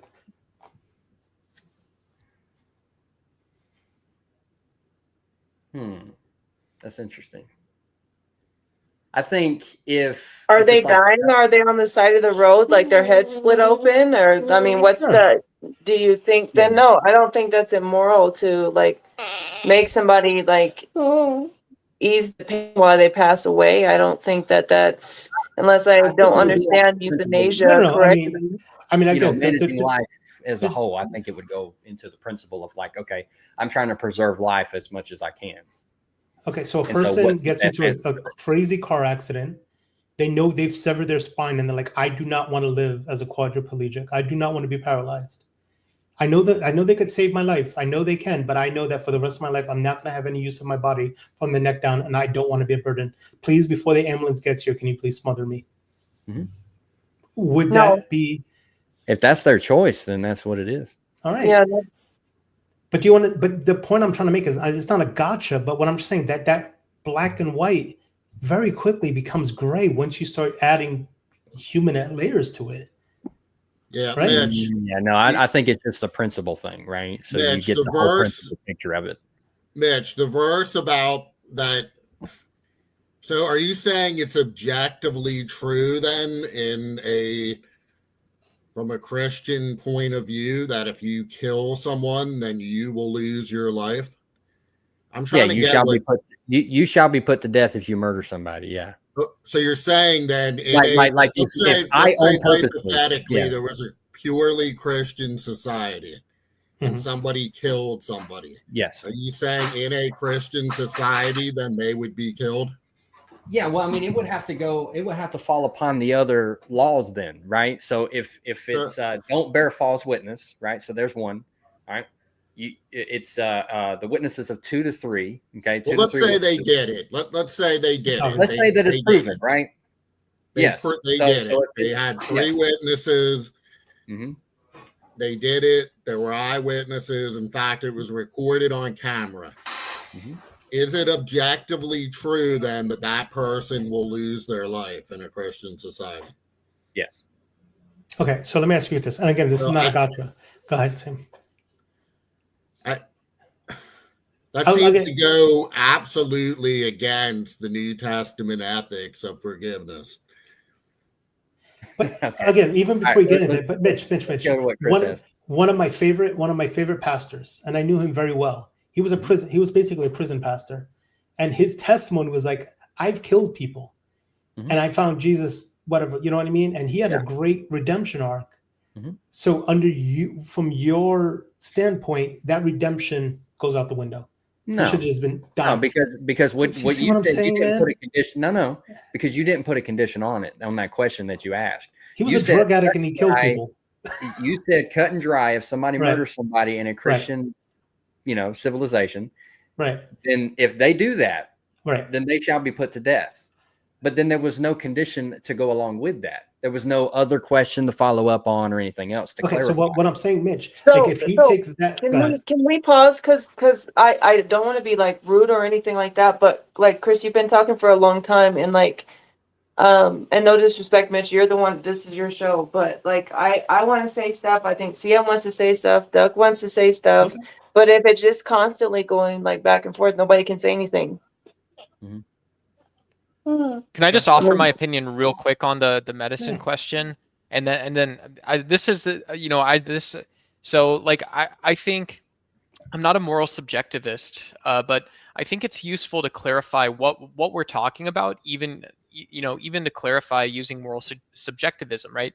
And so why is this actually a much better, stronger idea?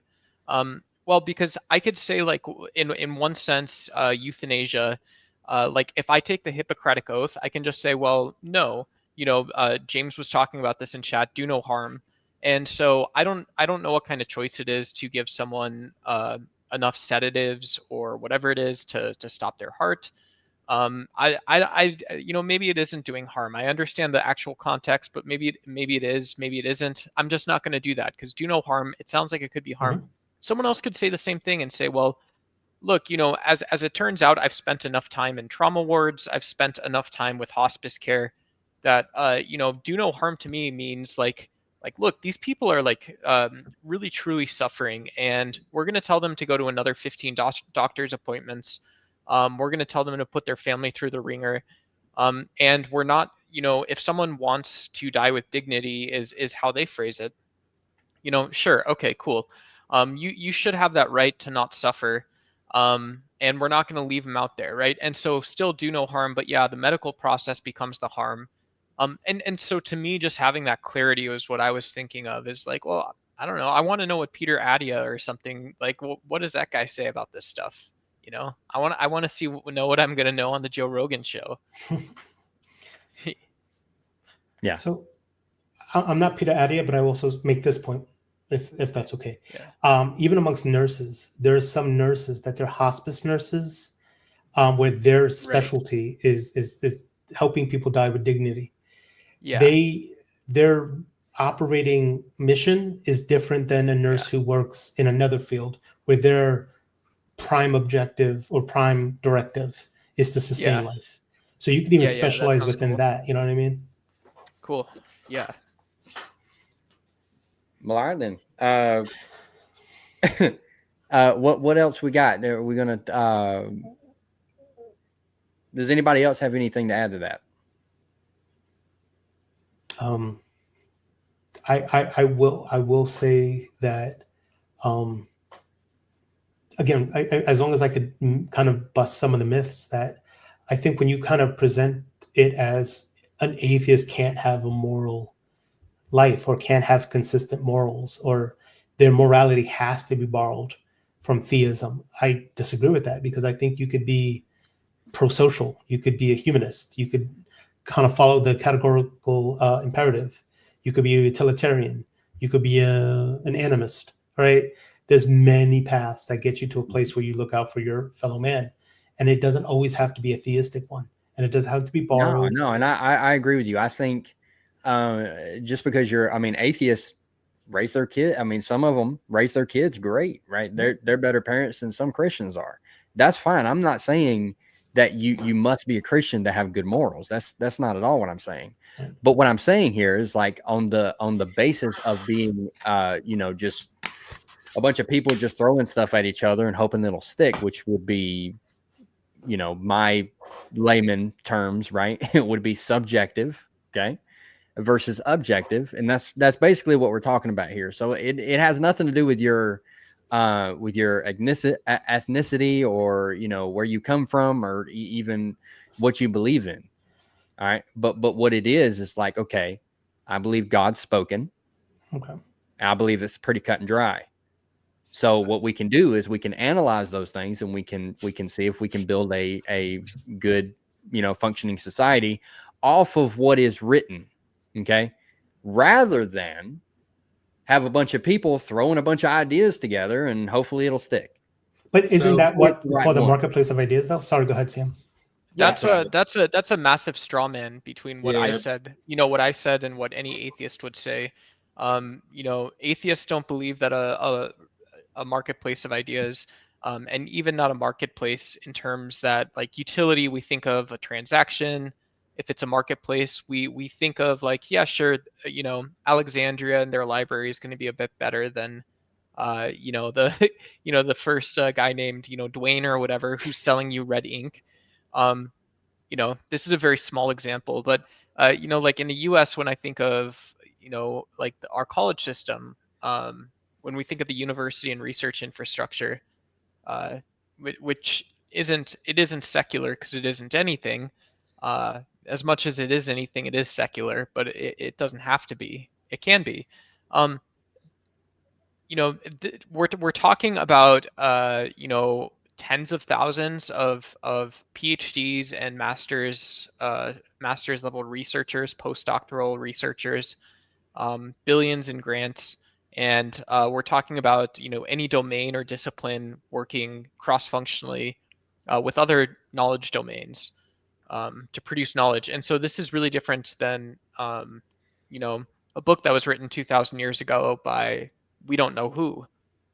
Right? You know who published the last paper in Nature, one of the larger magazines. We don't know. We have no clue who wrote any of the books of the Bible. So, well, I mean, those are very different types of claims. Disagree with that. We do, in fact. You don't have to, though. But you don't have to, Mitch. Who wrote the books of the Bible? We do know. But Mitch, I think I've shown that you make the connection about it's throwing against the wall and hoping.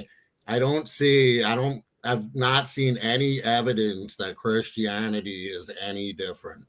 Again, you've yet to show me anything that Christians agree on any moral issue, it's That's a good point. interpreted differently, and not even differently, It's got a point. oppositely in many cases.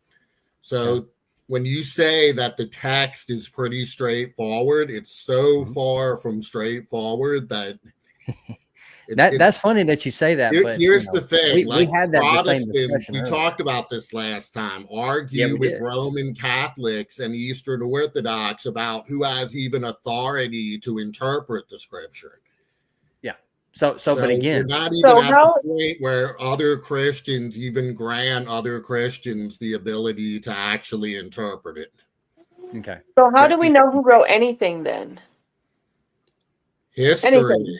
whatever we can reconstruct historically. But and that's what no, you can't reconstruct. You can't reconstruct anything. You have to take the word of whoever says something. Does anyone here ever met Abraham Lincoln? I don't think so. That would be a miracle in itself. Has anyone ever met anyone else in history? What about Plato? What about Socrates? What about any of these people that we? Hold on one second, because I've waited for everybody to talk. So how do we know about anybody else in history who we will validate these are people and are even used in the arguments that you guys say a lot of times? Those are taken as historical things. You say, well, these people didn't bring it up, and you bring up historical people. These people didn't bring up Jesus. These people didn't bring up Jesus, and this certain people didn't bring it up. So why do you take that as solid to refute the Bible? I can. Like the authors of the Bible and stuff are equally a historical account that was written down as anybody else. So like when you bring let me show you this. I can show you this, Kanisha. So sorry, real quick. I'm not a Marxist. I do have a biography from Shea that I got from the dollar bin. And if we look at this, Shea was killed in the Congo many years ago, probably by the CIA or someone else. And this has lots of pictures of Che. So we know Che Guevara in the 50s and 60s, I think, lived. We would have known the people that he, like, you know, in an empirical sense, we would have known where he grew up. And so even just Che Guevara wrote and talked about a lot of things like liberalism. He knew what liberalism is. What is liberalism? Where did that come from? Well, that came from John Locke, which came from Thomas Hobbes, which came from Machiavelli. So the way in which we know things is empirical evidence supports it. And the alternate explanation is either it was created the second before this current second we're in, or alternatively, we're living in the most massive conspiracy theory ever, which doesn't seem to stack up when, you know, we have evidence that doesn't suggest that, but we do have evidence that just suggests that we can use reason, we can use historical sources to know about people writing stuff. It's much stronger and better. So do we have evidence that the people who wrote the Bible weren't actually real? But beyond that, let me just make this quick point. You see this book? Well, but hold on. This is what happens every time I go ahead and I ask a specific question that gets glanced over. I'll try to, but I haven't been able to say anything. Frankenbeans. I think the point you're making is irrelevant because, quite frankly, like as I'm showing this book, it's called Cognitive Neuroscience. It was written by I kind of don't care, right? Because at the end of the day, the only thing I care about is, does the science that's in this book mean what it, you know, does it math out? So that's the difference. That's kind of why I kind of don't care if Abraham Lincoln really said this or really said that, unless we're talking about Abraham Lincoln, right? But if we want to talk about like that's a cognitive neuroscience. You have a cognitive neuroscience book right there. Yeah, that's what that one is. Cool. Yeah. So the point I'm trying to make is the identity of the writer is only relevant if it's the conversation is about the identity of the writer. But if we're talking about ideas, it kind of doesn't matter who wrote it. No, but whenever you how do you wait, Mitch? One more question. One quick question. How does anyone on panel know about the oil industry? You guys know about the oil industry? It's how we fill up our cars. What we read. Ain't that something? We can read about some things, but not others. Yeah. So We have to again, have you're proving our multiple levels point of by standards. saying that, Right. because when Exactly. you hold a book up and you say, okay, well, there's pictures here, we can, visualize, we can know exactly how they look like and stuff like that. That's kind of hard to do with the first century account. It's kind of hard to do with that. So you kind of have to test it in a sort of different kind of way. So that's kind of irrelevant in that way. And the thing to you, Chris, was and CM, I'll let you speak right after this, and y'all can just go at it. But what I'm saying here is like, okay, if you say that you don't care unless we're talking about a certain thing, well, we are talking about a certain thing. Y'all are saying, I'm not saying all of y'all said it, but Duck did certainly say that we cannot know who actually wrote the books of the Bible. That's 110% fucking true. There's no right, evidence now, of hang on a that the second. people ever existed. We don't have to get angry here. Okay. All right. Who was angry, Mitch? Did I feel something? Do I have emotions? Do I look like I have emotions, Mitch? Why do you have to use that kind of language on here? Why do you have to do that? If this isn't a profanity channel, I won't express myself using profanity. But again, like the way that no profanity, Chris. The way that you went out at it, all right, was kind of like, okay. How did I go? How was it that I went at it or out using profanity? Okay. All right, that's fine. CM, you got anything? But I will say this. This is the other thing I will say. I'm actually, I feel like I'm being charitable in the sense that that's why I never debate the historicity. I never debate the authorship. I don't go into that, because for me, the reason why I reject the Bible or reject the teachings of the Bible, that's even an oversimple. I don't. There's some things like I said, buffet, valuable stuff I take from it, the things I like, I take from it, but I don't assign it a divinity simply because the authors are irrelevant to me. Because what seems to convince you, for me, doesn't convince me. So I just say it kind of doesn't matter. If you say that the Bible is authoritative because you think you can kind of like follow the lineage of authorship, cool for you. But for me, I only value, that's the reason why I picked up that book.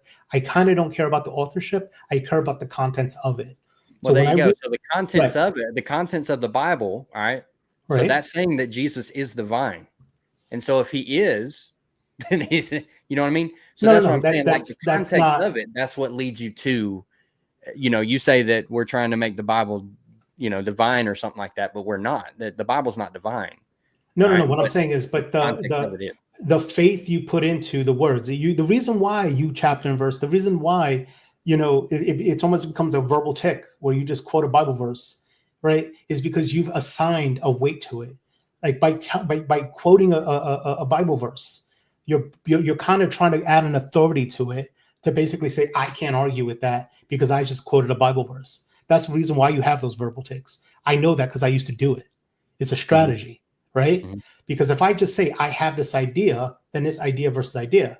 But if I say I have the idea because John 3:16, now all of a sudden it's not an idea, it's a belief. And so to challenge my idea, you're going into a different realm. And that's what I'm trying to explain to you. Chris, I have a feeling you don't want to, you personally, if you talk about the verse John 3:16, use that as an example, by the way. Yeah. But I have a feeling that most atheists don't want to defend a single verse, for example, right? It's like the saying like, well, I'm an ethical vegan, so I don't eat meat. I eat cereal grains or something. Sure. And so cool. So that's like a general rule. Like I don't want to talk about each verse, and I don't want to even go through and say, well, once I decided one of these books was not written by God, and we've been saying all of them have been written by God. The thing I want to be able to conclude is that, well, indeed, if one was not written by God, indeed, none of them were written by God. It just makes consistent sense. It's a lot easier. It follows the same logic. I don't want to go word by word, bro. It's so taxing, dude. And I think that's taxing. That's the point I'm trying to make, is that I'm actually calling out the culture of saying, because I'm saying chapter and verse, because I'm putting a weight on it, then you should put the weight on it too. And I'm rejecting that. To say that that weight, you having that verbal tick, you trying to borrow the authority from the Bible, is borrowing from an empty bank account, as far as I'm concerned. Glad it works for you. It's just not going to convince me. And that's what I'm talking about, why I judge the contents and not the authorship. That's why the authorship is irrelevant to me, because the contents don't. Yeah. Right. Kanisha, can you please ask your question again? Honestly, I just even forgot it. I feel like this like I is kind thought of it like was a good question, or it sounded like it had a potential to be, but yeah, I don't even remember what I was saying. I think her Like, I question don't I don't is know about where we're authorship. going with like the conversation right now, so that's why I'm just kind of see, letting I'm everybody else. different. I am interested in actually studying the different books and scripture, and Yeah, see, and so, that's like but I'm not an the atheist diversity either. of ways of going about it. Just because I'm like uber atheist, if you guys do want to do like that, that's awesome. I might join on. I got my phone here. I had it up just a second ago. I might join from my phone. But since I'm not biblical, I'm not that religious or anything like that. I'm a horrifying, emotionless atheist, as it turns out. So I might drop down if you guys want to get more into the theology side. Not my cup of tea. No, As it so were. the whole idea for this discussion was, what me and Chris was getting into from the start was, can what the actual question is on the video is, does atheism lead to a better life? I say no. Huh? And Yeah. I say That would be the absolutely. Absolutely it does, right? okay. So let's talk about it. To me, okay. Um, I don't know, Kanisha, do you want to, I don't, because Kanisha's been wanting to get in and we've been off topic. I don't know if you want to give a piece on Yeah, that'd be great. Christianity versus atheism for the good life or something first. I think it's I don't think a person has to be a Christian to have good morals. No. I think the morals uh because when I'm speaking, I'm even talking about before Christianity even came. Christianity came when Christ came. Christianity means follower of Christ, and I believe these morals were here from the beginning. To not murder somebody, to not rape, to not steal. I mean, I think everyone is born with these morals inside of them. And sure, we can go on pointless topics about that one random person who does this, that is just unmoral and yet says it in the name, but a majority of the world since the beginning knows morals like from a very young age. And I don't ever argue that a atheist can't have morals, because I that would go actually directly against what the Bible says, because the Bible says I have written my law on everyone's hearts, so that no man is without excuse. So like for me, um that's not even a question, but does atheism lead to a better life, saying that everyone should be without God and you be better? I say no, because that wouldn't make any sense. That means the rest of the world is not as good as the atheist. Like you're saying that the person who automatically, like that statement would be saying, um the Buddhists are automatically bad people, the Christians are automatically bad people. Everything that you can put on are automatically lower than atheism, because the question is, does atheism lead to a better life? And I don't see how it would lead to a better life. I don't think so. I don't see in any way why it would be better than what I'm doing. I think I have a very good life. I'm very blessed. I have a beautiful family. I have a beautiful job. My garden. I mean, my relationships. I think it's a good life. Kanisha, I'm gonna just set the stage for at least one part of what I'd want to say as an atheist is that this book, The Bonobo and the Atheist, is by Franz de Waal. It shows that we actually have a long history of living socially. There's behavior that's like grooming. There's behavior that's like people sacrificing foodstuffs and stuff for each other.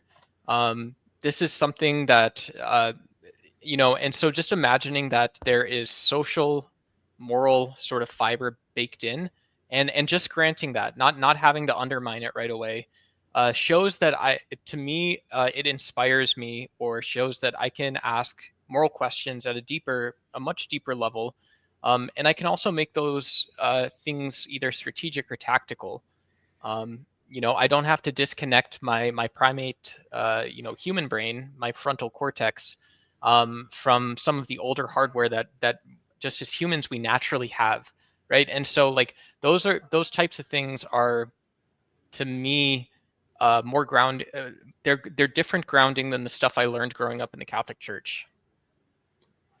And I'll kind of say what Duck is saying in a different way is that, yes, I think because we're human primates, and I believe that, we have neurochemicals like oxytocin and serotonin and acetylcholine. We have, because of our genetic makeup, we are social primates. We get rewards when we do things that are pro-social, right?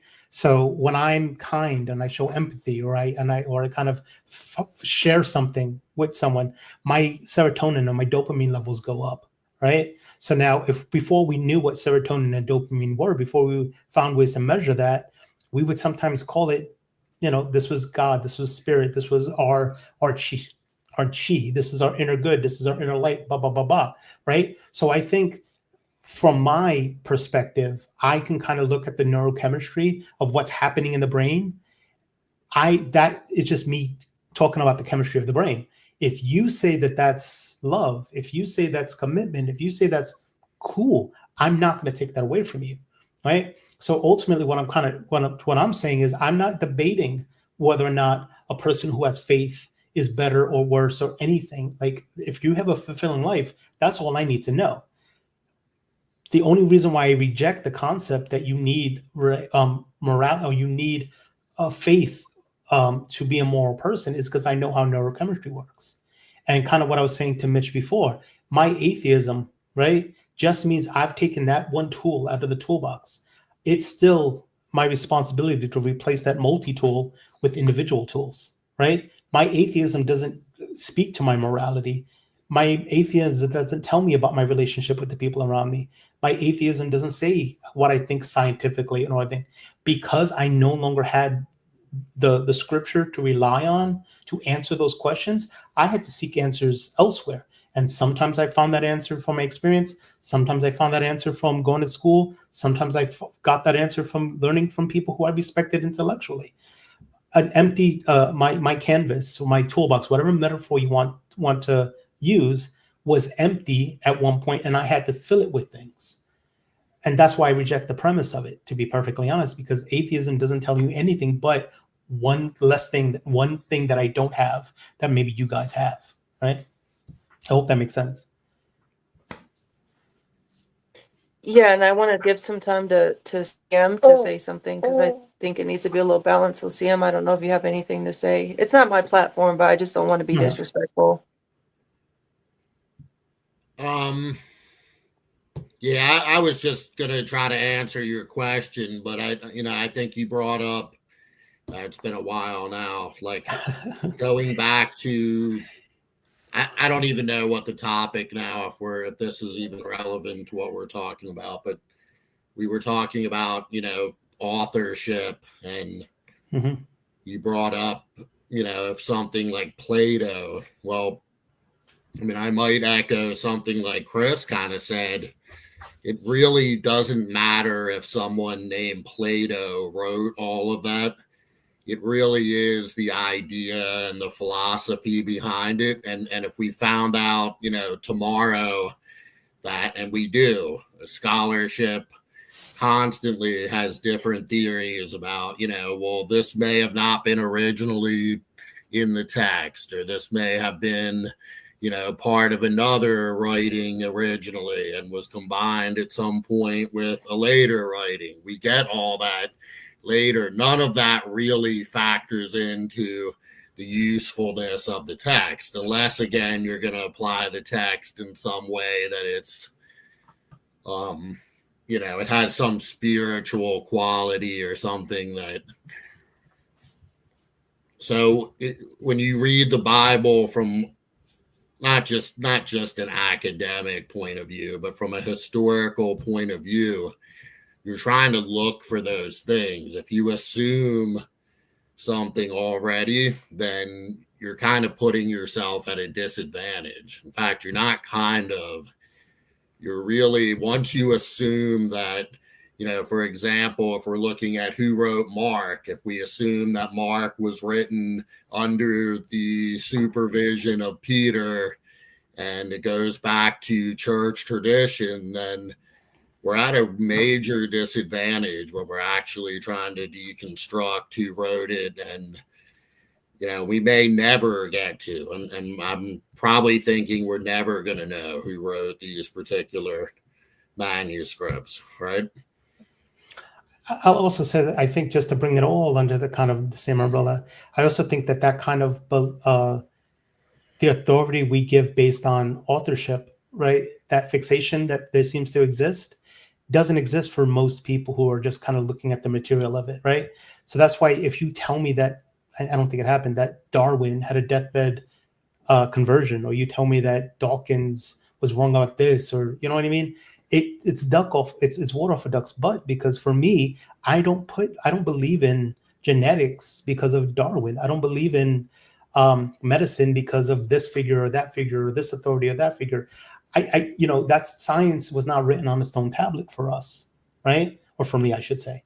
So that's why I'm not as interested in the historical lineage. I'm not interested in any of that stuff. The only thing I want to know is, are the ideas that were put forward by this figure, that figure, whatever, applicable and sustainable and consistent, right? So, that's why. Go ahead. So when it comes to what Jesus says, what problems do you have with what Jesus said?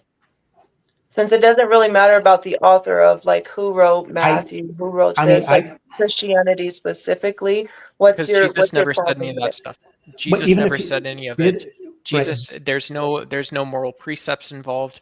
They're parables, they're analogies, so it's no different than any other inductive reasoning. But for Chris, Harry Potter, to answer your question, I could say Harry Potter is a better character. So to kind of answer your question, I don't have a problem with Jesus. I don't have a problem with what he taught. You know what I mean? Maybe some of the tribalism was rubbed me in the wrong way a little bit. The concept of a chosen people versus a not chosen people, all that stuff, it goes against my pro-social kind of egalitarian sentiments. But at the end of the day, I don't have a beef with Jesus. I don't have a problem. There's some valuable lessons from Jesus, but in the same way that there's valuable lessons from lots of characters or thinkers or ideas that I come from, right? I'm just as likely to quote Immanuel Kant or Siddhartha Gautama as I am Jesus. And you know what I mean? I've heard great things come from social scientists. Bell Hooks is someone who influences some of my thinking. But I also don't deify any of those people, right? Because, again, and that's why it's not about the person, it's about the idea for me. That's when I talk about the buffet. So whenever I say okay, and I just want to say this real quick. The reason that I think it does matter about the authorship, and I'm just going to say this real quick because it is what it is. But I think it does matter because that would go into like the eyewitness accounts and stuff like that. Like, can we actually know if these people that actually wrote these things down were the eyewitnesses of Jesus? And that would point us to the greater truth, which is what Jesus taught, which is what Jesus claimed. And if Jesus claimed to be God, then that it's not us that's deifying Jesus, it's Jesus deifying himself. And so if he deified himself and these were actually eyewitness accounts and we can actually identify who that is, then that would help us get to the greater good. So what if a person who's not deified says something valuable? Then what? Well, I don't think that makes them deified. I think if I'm saying, what if someone who's not deified, just a random Joe Schmo, says something of value to you? It's the same. It's still of value to you, right? Don't you still put it in your pocket? So it doesn't matter. Doesn't matter. But it does. But it would matter and we would have to take that. If we would have to take the claim into account if he claimed to be Yahweh God himself, and that's where like Jesus deified himself.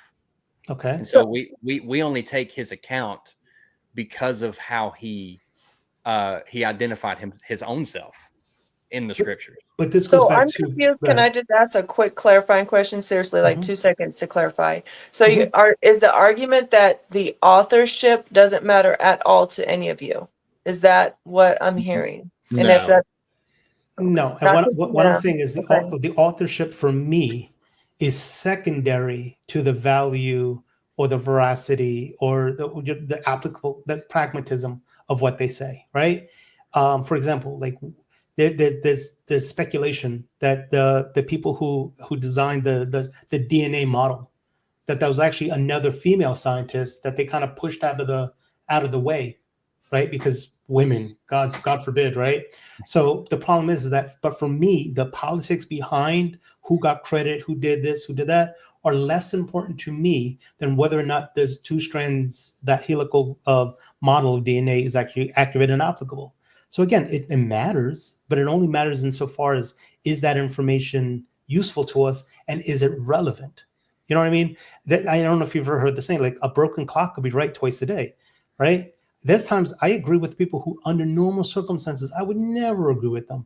But when they say something right, hey man, right is right. I can't argue with that. So the reason why I'm asking is because I think it, for me personally, and this is just me, I'm not speaking for Mitch, the authorship, who wrote it, is actually first important. And let me explain what I'm saying, why I'm saying that. If someone wrote a children's book, but you found out that person was a pedophile, right, would that change what you received about the authorship? Or would you still say, hey, you know what? No, it's a good book. I'm going to take what they said in the book because the information is really good, disregarding what actually the author was portraying behind that? I think, I mean, if your question is, as a consumer, do I want to put money in the pockets of a pedophile? Absolutely not, right? But if the art, it cannot, it's an essential question. Can you separate the art from the artist? I listen to R. Kelly. I like Michael Jackson. Puffy makes some bangers, right? That doesn't mean I like them as individuals. I know half the musicians, half the artists. They say, if you like an artist, never look into their private lives because you're gonna find something atrocious, right? That becomes a moral question for. I know it becomes a capitalist question for me. That's a good point. So the aesthetic is also really interesting, and there might be an argument that, like, well, look, you know, even though I'm an atheist, I could accept that the Bible has some.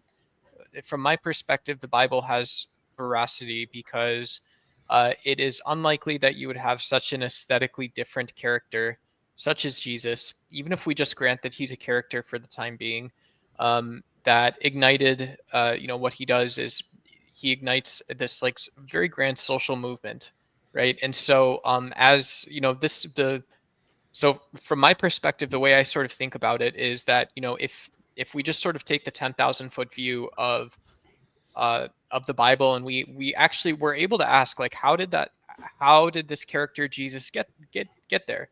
What's the total value chain of Jesus arriving?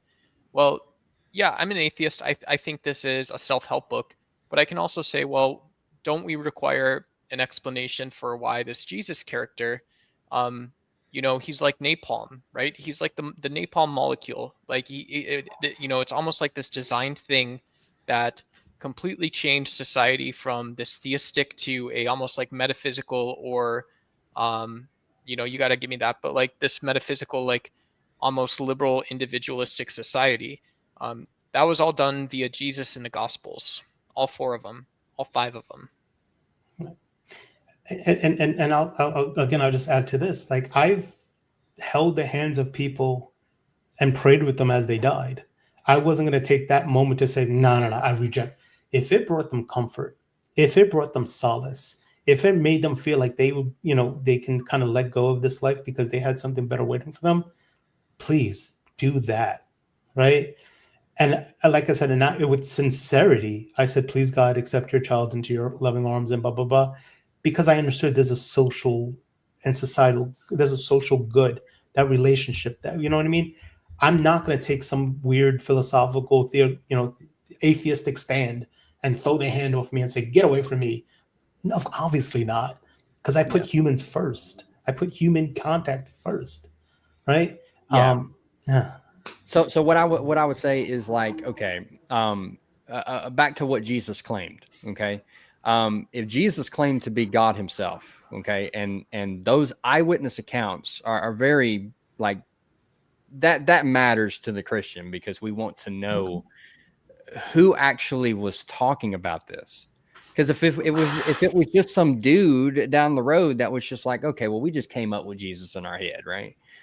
That would make a lot of difference. You know what I mean? But also, like, you know, it's not really like like, okay, what the Bible says is, you know, and this goes along with what Jesus claimed. Okay. And so Jesus, like the Bible says that God commands all humans to repent. That's what it says.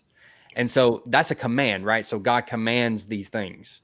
And so again, if the command would line up with the eyewitness accounts of Jesus' resurrection. Wait, back up that sentence again. Go ahead. Say that again. God makes a command, and then you tied that to eyewitnesses. Yeah, because again, like the eyewitness accounts of Jesus, like his resurrection, right? Okay. That is what they hang. That's what our Christianity hangs our hat on, the resurrection of Jesus. And so if these accounts were actually eyewitness accounts, and we know who actually wrote them, then we would actually be able to put that, like, connect the dots, right? And be like, okay, well, if these were actual eyewitness accounts that actually, you know, was there physically with Jesus, right? And they physically saw him, they physically ate with him, they done all the stuff with Jesus after he resurrected from the dead, like he was dead, right? So we had this conversation earlier, like, right, you know, crucifixion, like you can't like that's dead, right?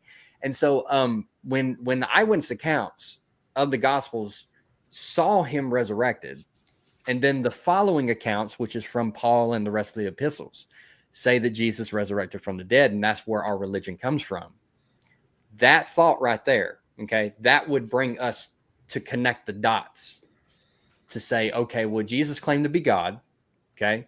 And if he claimed to be God, and if these accounts were actually from the eyewitness accounts, and we can prove that, if we could prove that, okay, then we could get closer to the truth in saying, okay, well, if Jesus actually resurrected from the dead, then his claims are true because he hung everything on that. And so if that's true, and the eyewitness accounts are true, and they actually physically saw him do all these things, and then God, Mitch, you bring up a really interesting point. Okay. Could Jesus have resurrected from the dead but not have been God? No. No? No. God can't resurrect someone from the dead? Well, yeah, but here's the thing. It also says, Jesus says that he will raise his own body up. Well, in some passages it says God raised Jesus. The Father, right? And this goes into like the Trinity and everything like that, which we will not touch. That's a whole nother thing, right? So but like, okay, so the Father raised Jesus from the dead. The Spirit raised Jesus from the dead, which is the Spirit of Jesus, okay, and the Father. But then Jesus also says, while he's standing in front of the temple, he says, I will tear this down. I will tear this down in 3 days. I'll raise it up again. And John puts in there as a quote, says, or not as a quote, but as a basically like something for us to look at. And it says that he was talking about his own body. And so Jesus raised himself from the dead. And so did the Father and the Spirit as well. So the point being is one could not be God, but be raised from the dead. That there's not a contradiction in that. No, because Jesus raised himself from the dead. So that would only God can raise. How do you know Jesus? Only God can raise others. How do you know that? Well, because again, but that's the thing, right? So when Jesus says that I am the way, the truth, and the life, no one goes to the Father except by me. But he also says that I am the resurrection. All right. So that means that he has the authority and the power to raise himself up from the dead. And he raised others from the dead as well. So that claim alone. I'm putting this out as a hypothetical. It's just that if the scriptures, so again, the scriptures are inconsistent. In some cases, they say the Father or God rose Jesus, right? In other cases, I believe it even says the Holy Spirit. Yeah, in other cases, it says that Jesus, implying rose himself, right? Mm-hmm. But that wouldn't be contradictory because they're all the same. It's God. Not contradictory. It's their scriptures again. Mm-hmm. it doesn't tell us what actually is the mechanism behind Jesus rising. It could be that the Father is responsible for Jesus rising in every situation, right? Or in the one situation, and just certain writers attribute it to Jesus because they had a higher Christological view of him, right? I'm just throwing that out, that when you this is how complicated it becomes. You're taking a text and just saying, well, it's true because the text says so. No, that is not at all what I said. Once you start with that, then that's not at all what I said. What I said was that if the eyewitness accounts, and this goes but to... wait, Mitch, real quick, would you grant, just for the sake of the conversation, that can you understand how someone could see that it seems like you're committing some sort of error or fallacy in your reasoning? Like Sure. someone can see it that way? Okay. Yeah, I have no problem with that. And that comes to studying and doing all the other stuff, right? And so like I can, like me and Chris was talking about, right? So he would have to teach me the language that he, like if I became a nurse tomorrow and I worked in his field, he would have to teach me the ways of the nurse, right? He would have to teach me his language and all that. So if you're wanting to come into the Christian world, you have to learn the Christianese. What is the Christian language, Mitch?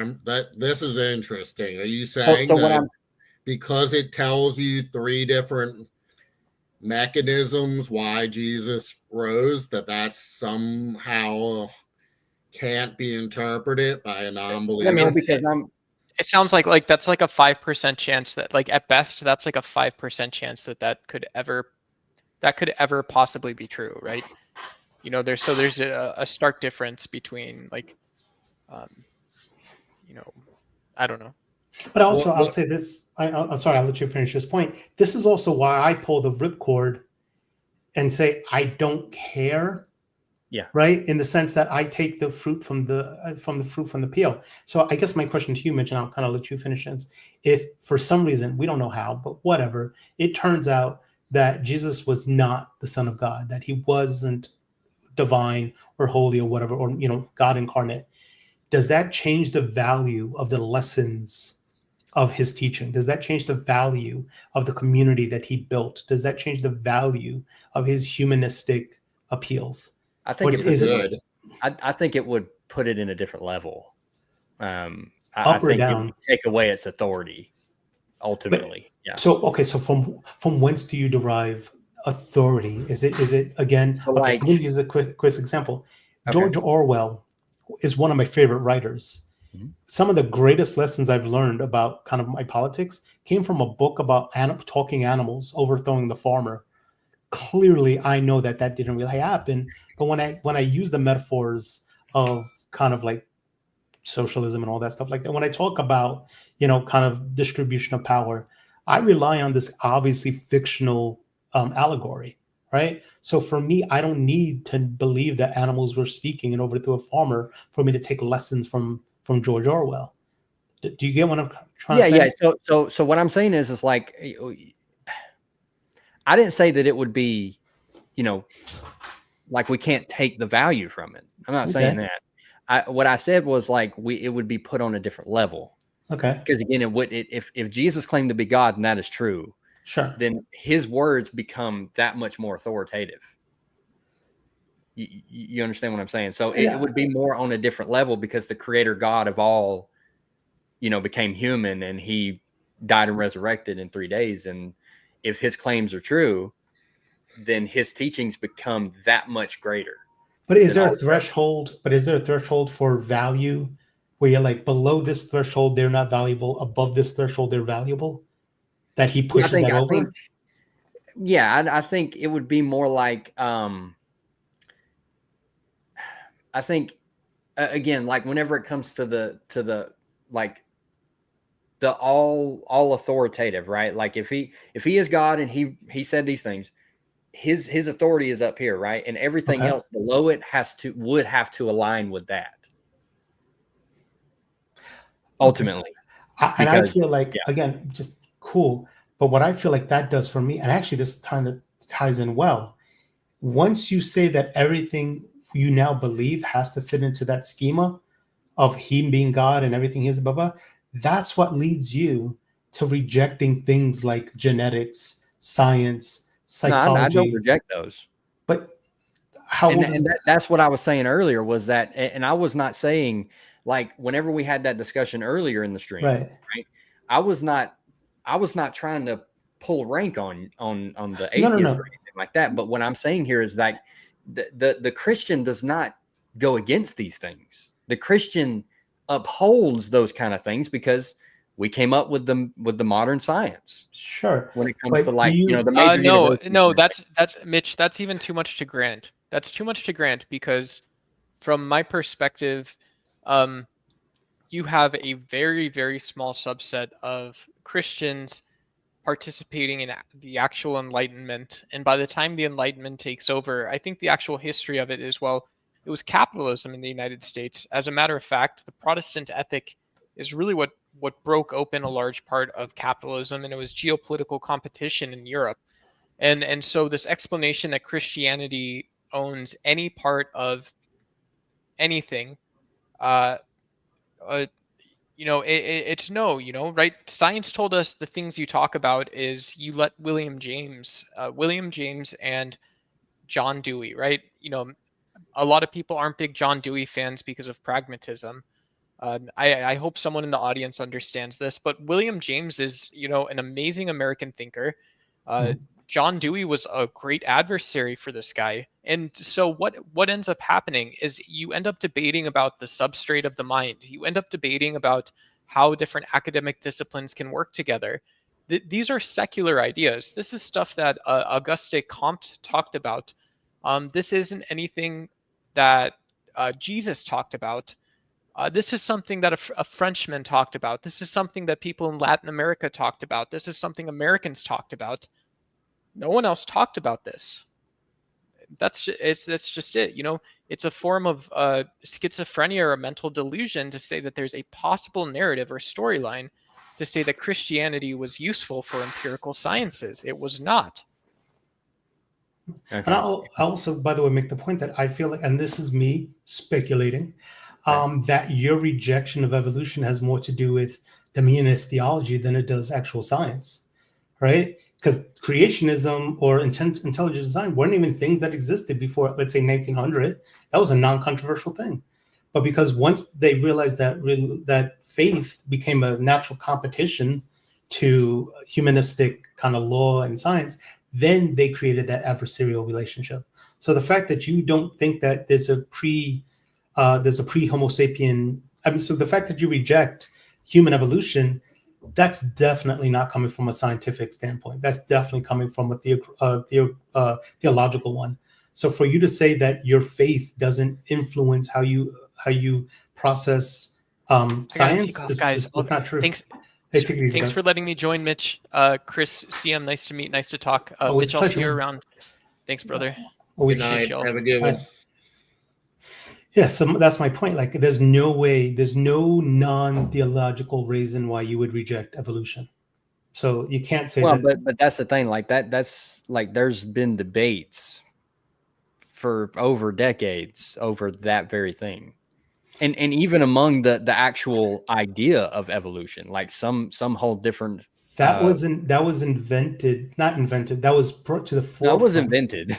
No. Right. What I'm saying, no. I'm talking about the debate that you're describing. Yeah, was brought to the forefront and became an identity politics issue because of the revisionist, because of the revivalist movement in the 1900s.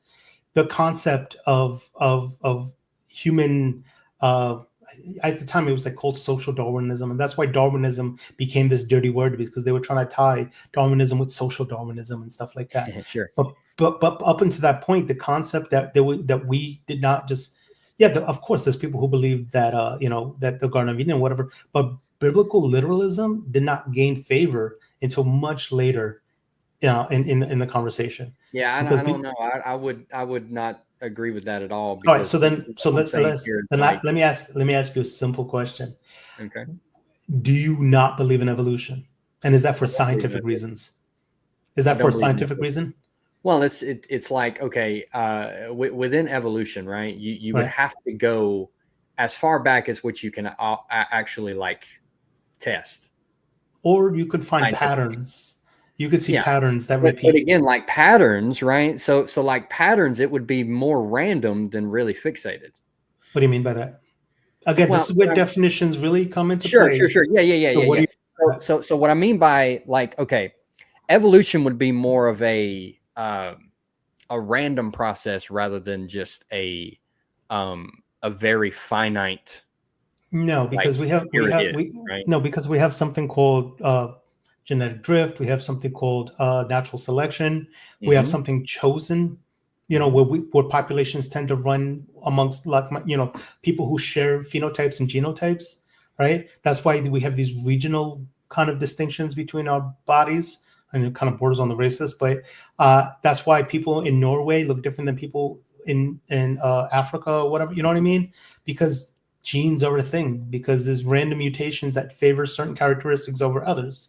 But that right there, you just said random mutations. Yeah, that's what I'm getting at. So it's all kinds of random stuff just happening. Right, with the random, but because of those, and then sometimes that random mutation is advantageous and it gets carried on to the next generation. Sometimes that random mutation is is a malignant, and the organism doesn't reach the point of passing on that gene. Sometimes that random mutation has no effect. We don't even know what happens, right? Well, not to interrupt, but even a less controversial, and this is not to put you on the spot, Mitch, but like, why do we speak different languages?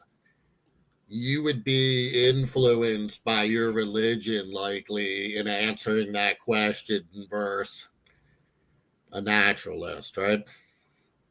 Well, yeah. I mean, I would probably, yeah. Yeah, you go back to the the Tower of Babel. Tower of Babel, right? Instead of linguistics. And so, do you believe that that's really the foundation for why that God spread out the people? Yeah, because again, like everything that falls in line with that. But see, here's what y'all are going to try to pin on that is that it just because the Bible says it, and that's not true. So, did you discover the Tower of Babel? Was that how you came to that conclusion? You didn't discover evolution, but you trust in it. No. I'm asking you. You said that your theory, your belief of how languages came about is because of the Tower of Babel. What you're saying is because you read it in a book. No, because I put everything right, just what we was talking about again. Right. If Jesus claimed to be God, it all falls into Jesus. Okay. If Jesus claimed to be God, he resurrected from the dead, all this stuff. Then that means everything else that was written by him means that that's true. But this goes back to exactly the point. You just agreed to the point I'm making, is you've built this worldview that has to be consistent with the Bible, and anything that challenges that you have to reject. Interesting, Mitch? There are lots of Jews who don't believe that's how language spread. They actually believe it spread through what naturalists and scientists and linguistic experts believe. So you're really not even committed to. And the interesting thing is that the people that read that scripture reject the New Testament in many cases. So like even the fact that you've taken that scripture as your scripture is a decision that is in no way necessary. But again, I'm not saying that that's my scripture. I'm taking what I'm saying. I'm not saying you're taking ownership, but like the fact that you consider that scripture is a human-made process that went through years of deciding that that's part of an accepted scripture, that's part of the Torah. So the same testings that I do is the exact same testings that y'all do. No, not at all. Not even close. Yes, not even absolutely. close. No. Because that would be one maybe consideration. We might say, all right, let's look at what the theory is with the Tower of Babel. Now let's compare that to another theory. Let's compare that to another theory. But soon that one would lose out, like within probably reading after a week of linguistic studies, and we would say, you know what, that's really not the best explanation for why people speak different languages, unless we presuppose the biblical worldview, right? But With- even with- that doesn't entail us to do that. We can say God exists, yet we think there's a different reason why languages, because we don't have to take it in a literal sense, right? Or we can say that's Yeah. So again, right? It's almost like a domino effect. Once you get the claim of Jesus, and he did his thing, right? Then the domino effect happens, right? Then really everything else aligns with that. Now, to your point, all right, we will take these things into account. That's fine. I have no problem with that. Because again, I have no problem with science. Mhm. Christians have no problem with science. Some do. That's fine, whatever. But here's the thing, right? So the whole point that we got on this huge tangent, right, was because I said that the major universities, right, historically the major universities that founded the the modern science and all that stuff they were built off of Christian values and Christians, right, founded those things. But even if that's not true, I'm still going to say that Christians, like they're okay with science. Unless so unless it comes in direct opposition to Scripture. Which would align with the whole right. And we use the example, and CM brought up language. So you would rather understand this Tower of Babel than to listen to someone from France, someone from Quebec, and someone from in the Caribbean speak French or Haiti, and understand that based on who's speaking the French and where they came from, languages change. You could say the same thing about a Spaniard, a Mexican, right? Stuff that comes so into that is that how far back? Have changed right. So how far back now. do you have to go before the patterns of linguistics that we see today turn into the Tower of Babel? Yeah. So what I would say is like you could have both, right? Within this, right? So you could have that God came down, right? Okay. Mixed up the languages, right? Okay. But then through the linguistics and all that stuff, right? Throughout time, we have gotten more and more and more and more and more out there. So how far back do you go? That's my question. But that's what I'm saying. This all lines up with the resurrection of Jesus. No. That's a literal question. I'm saying if we know we see this pattern, right? No, what I'm saying. Let's say, what date did the Tower of Babel take place? I mean, we can look into the Old Testament and kind of, try to date it. Make a guess. So let's say you say 4,000. Very early. But let's say you say 4,000 years ago. Let's just pick a random. You say 4,000 years ago, right? Sure. So do you think up until 4,000 years ago that the patterns of linguistics were not applicable 4,001 years ago? Well, I mean, again, like, this goes into like, okay, would God came down and mixed up the languages, and then throughout time it expanded into different things. So as far back as it goes, right? So yes, I would say that 4,001 years ago, right, that there was no other languages but the one. But also, Mitch, the fact that you've made a conscious choice to connect that to Jesus, like in its original context, it knew nothing of Jesus. Like Jesus had no impact on that scripture. It was no. But what I'm saying here, okay, is that Jesus, right? If he is God, then that would make him the God of the Old Testament as well. But that's a choice.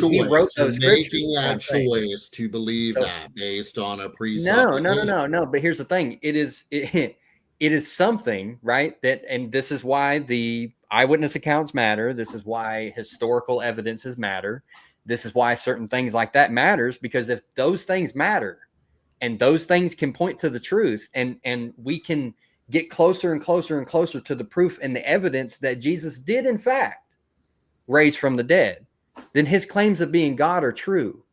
And if his claims of being God are true, then he's the same God in the Old Testament than he is in the New Testament. And so the things that he wrote about, the things that he said, the things that he taught, all go back to then.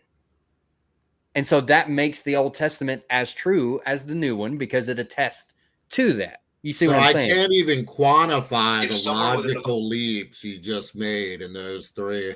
Okay. Like, how do you get from the Tower of Babel to someone writing in the New Testament that Jesus says he's God, which I would argue that the I New know you would. Testament writers aren't saying Jesus is I God. know you would. But we can talk debate that about. all But even day. if I grant that they said Jesus was God, and because he rose, because they reported he rose. Mm-hmm. And those are eyewitness accounts, and they actually witnessed them. But that's another thing. They don't say they're eyewitness accounts. In any place do the Gospels say they're eyewitness accounts. So Matthew and Luke both, and even you said that Mark, right? Mark was, pretty much right, but basically not an like eyewitness. Peter and all that, right? He's Peter like pretty a much secretary to Peter, right? Yeah. So Peter was an eyewitness. John was an eyewitness. Matthew was an eyewitness. All right.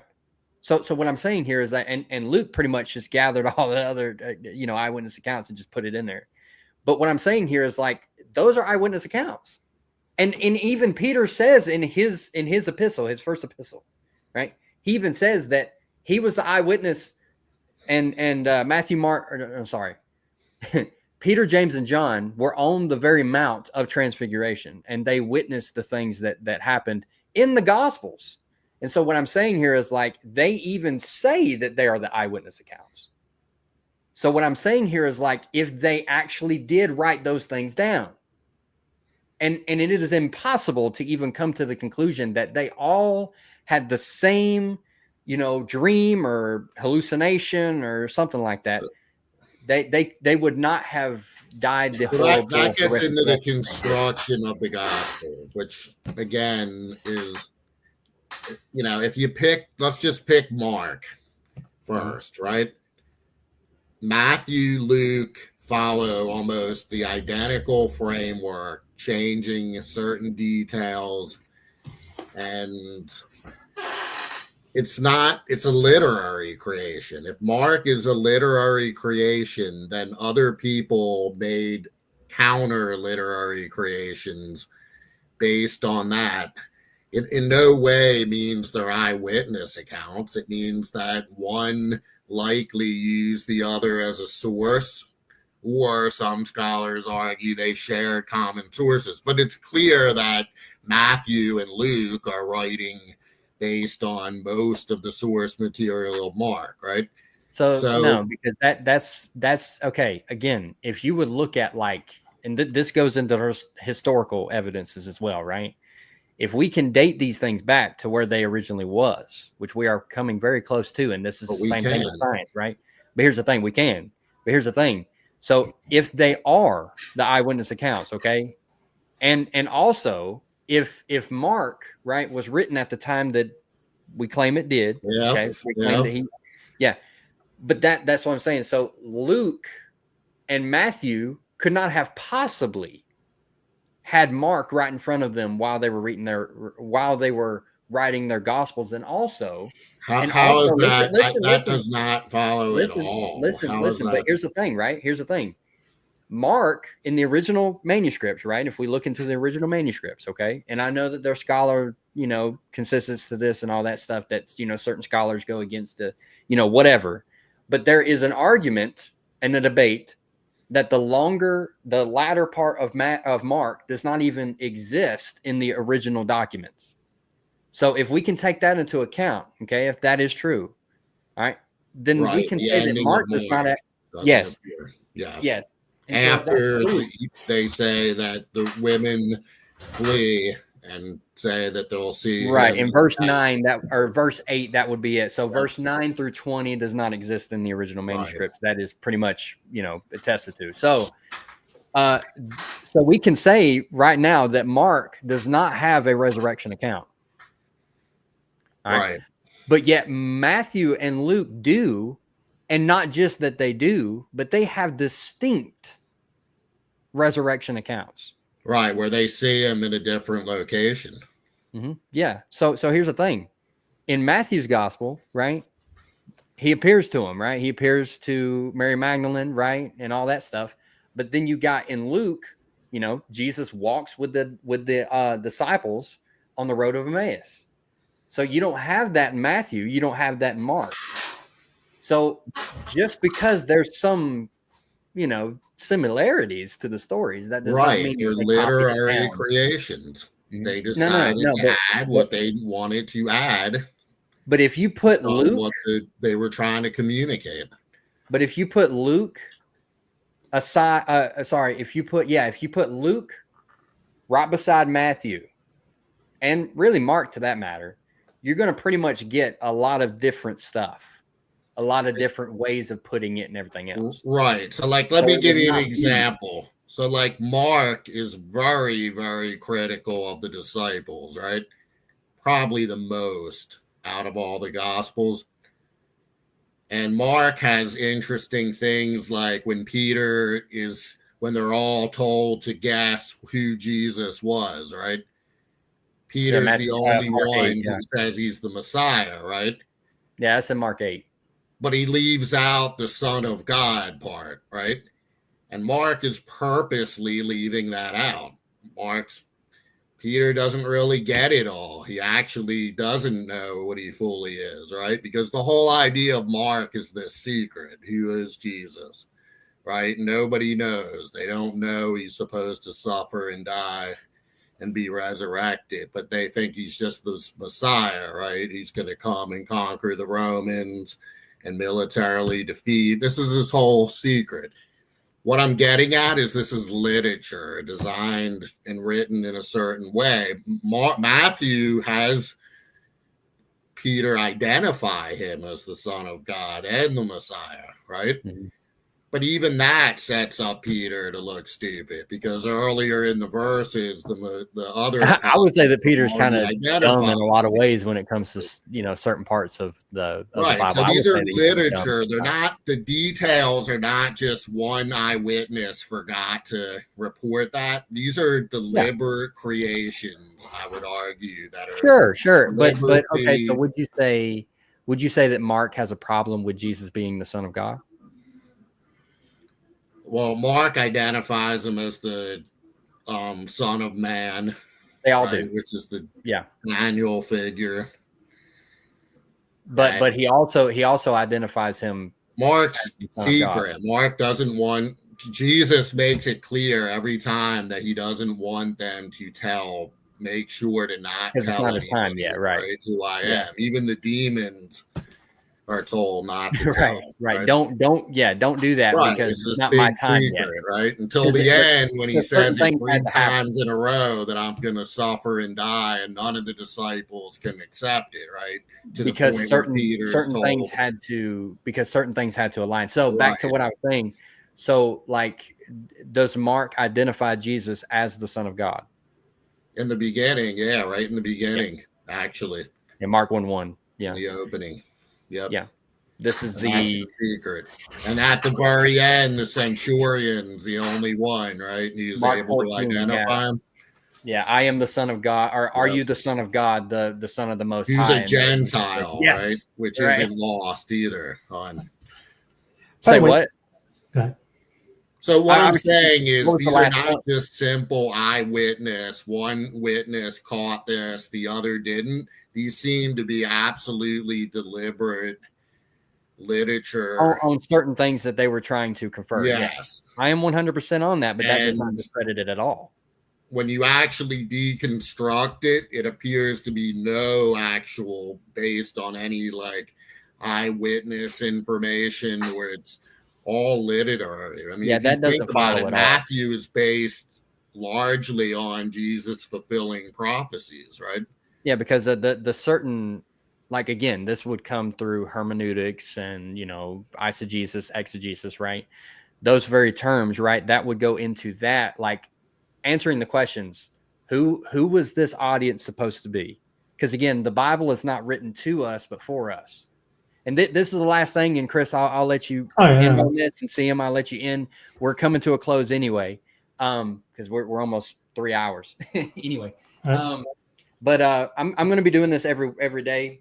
so we can continue the conversation later. But anyway, so I forget what I was saying.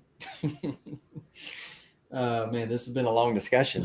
You know what? I'll give you that. Okay. So I'll give you that. All right. So I'll concede to what was said for now. All right.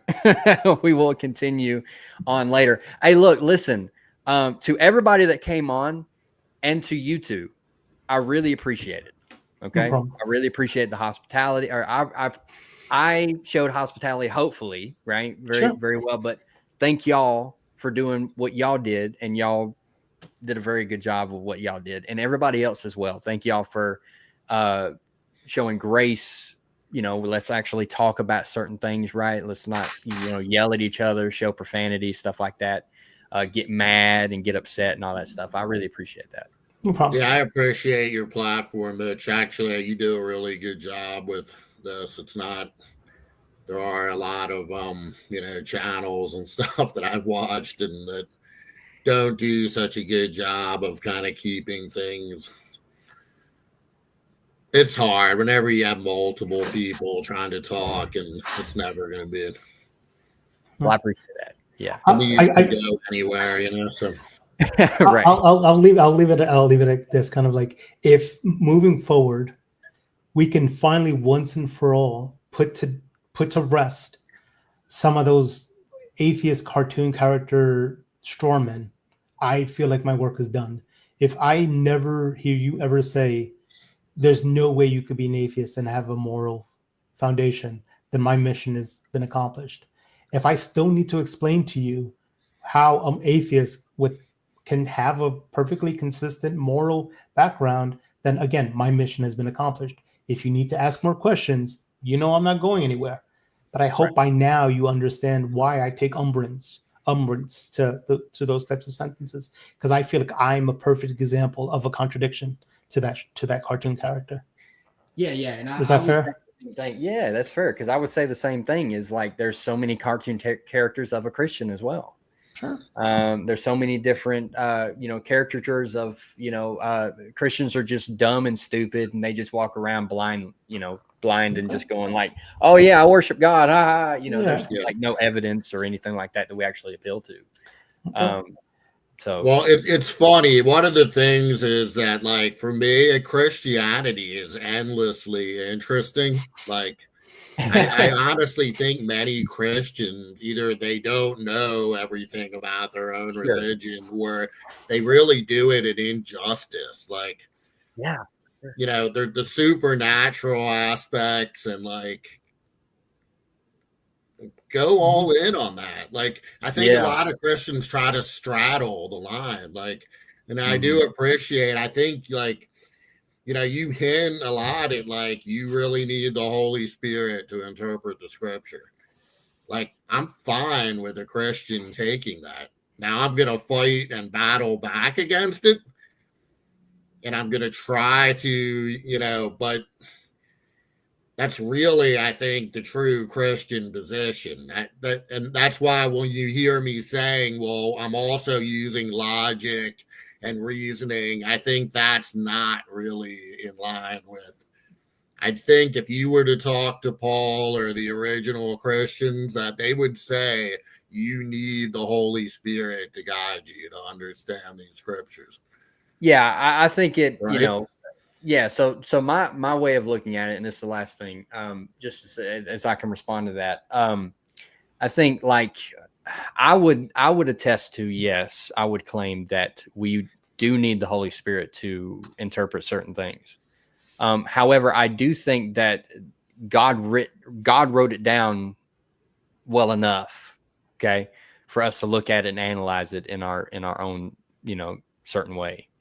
And I think that when it comes to, like, the ultimate truth of things, when it comes to, like, what we think is ultimate truth in what the Word of God says and everything else, and how we can test it and everything else, like hermeneutics, eisegesis, exegesis, right? We use these terms to be able to study the Bible and to, look at it in more of a logical way.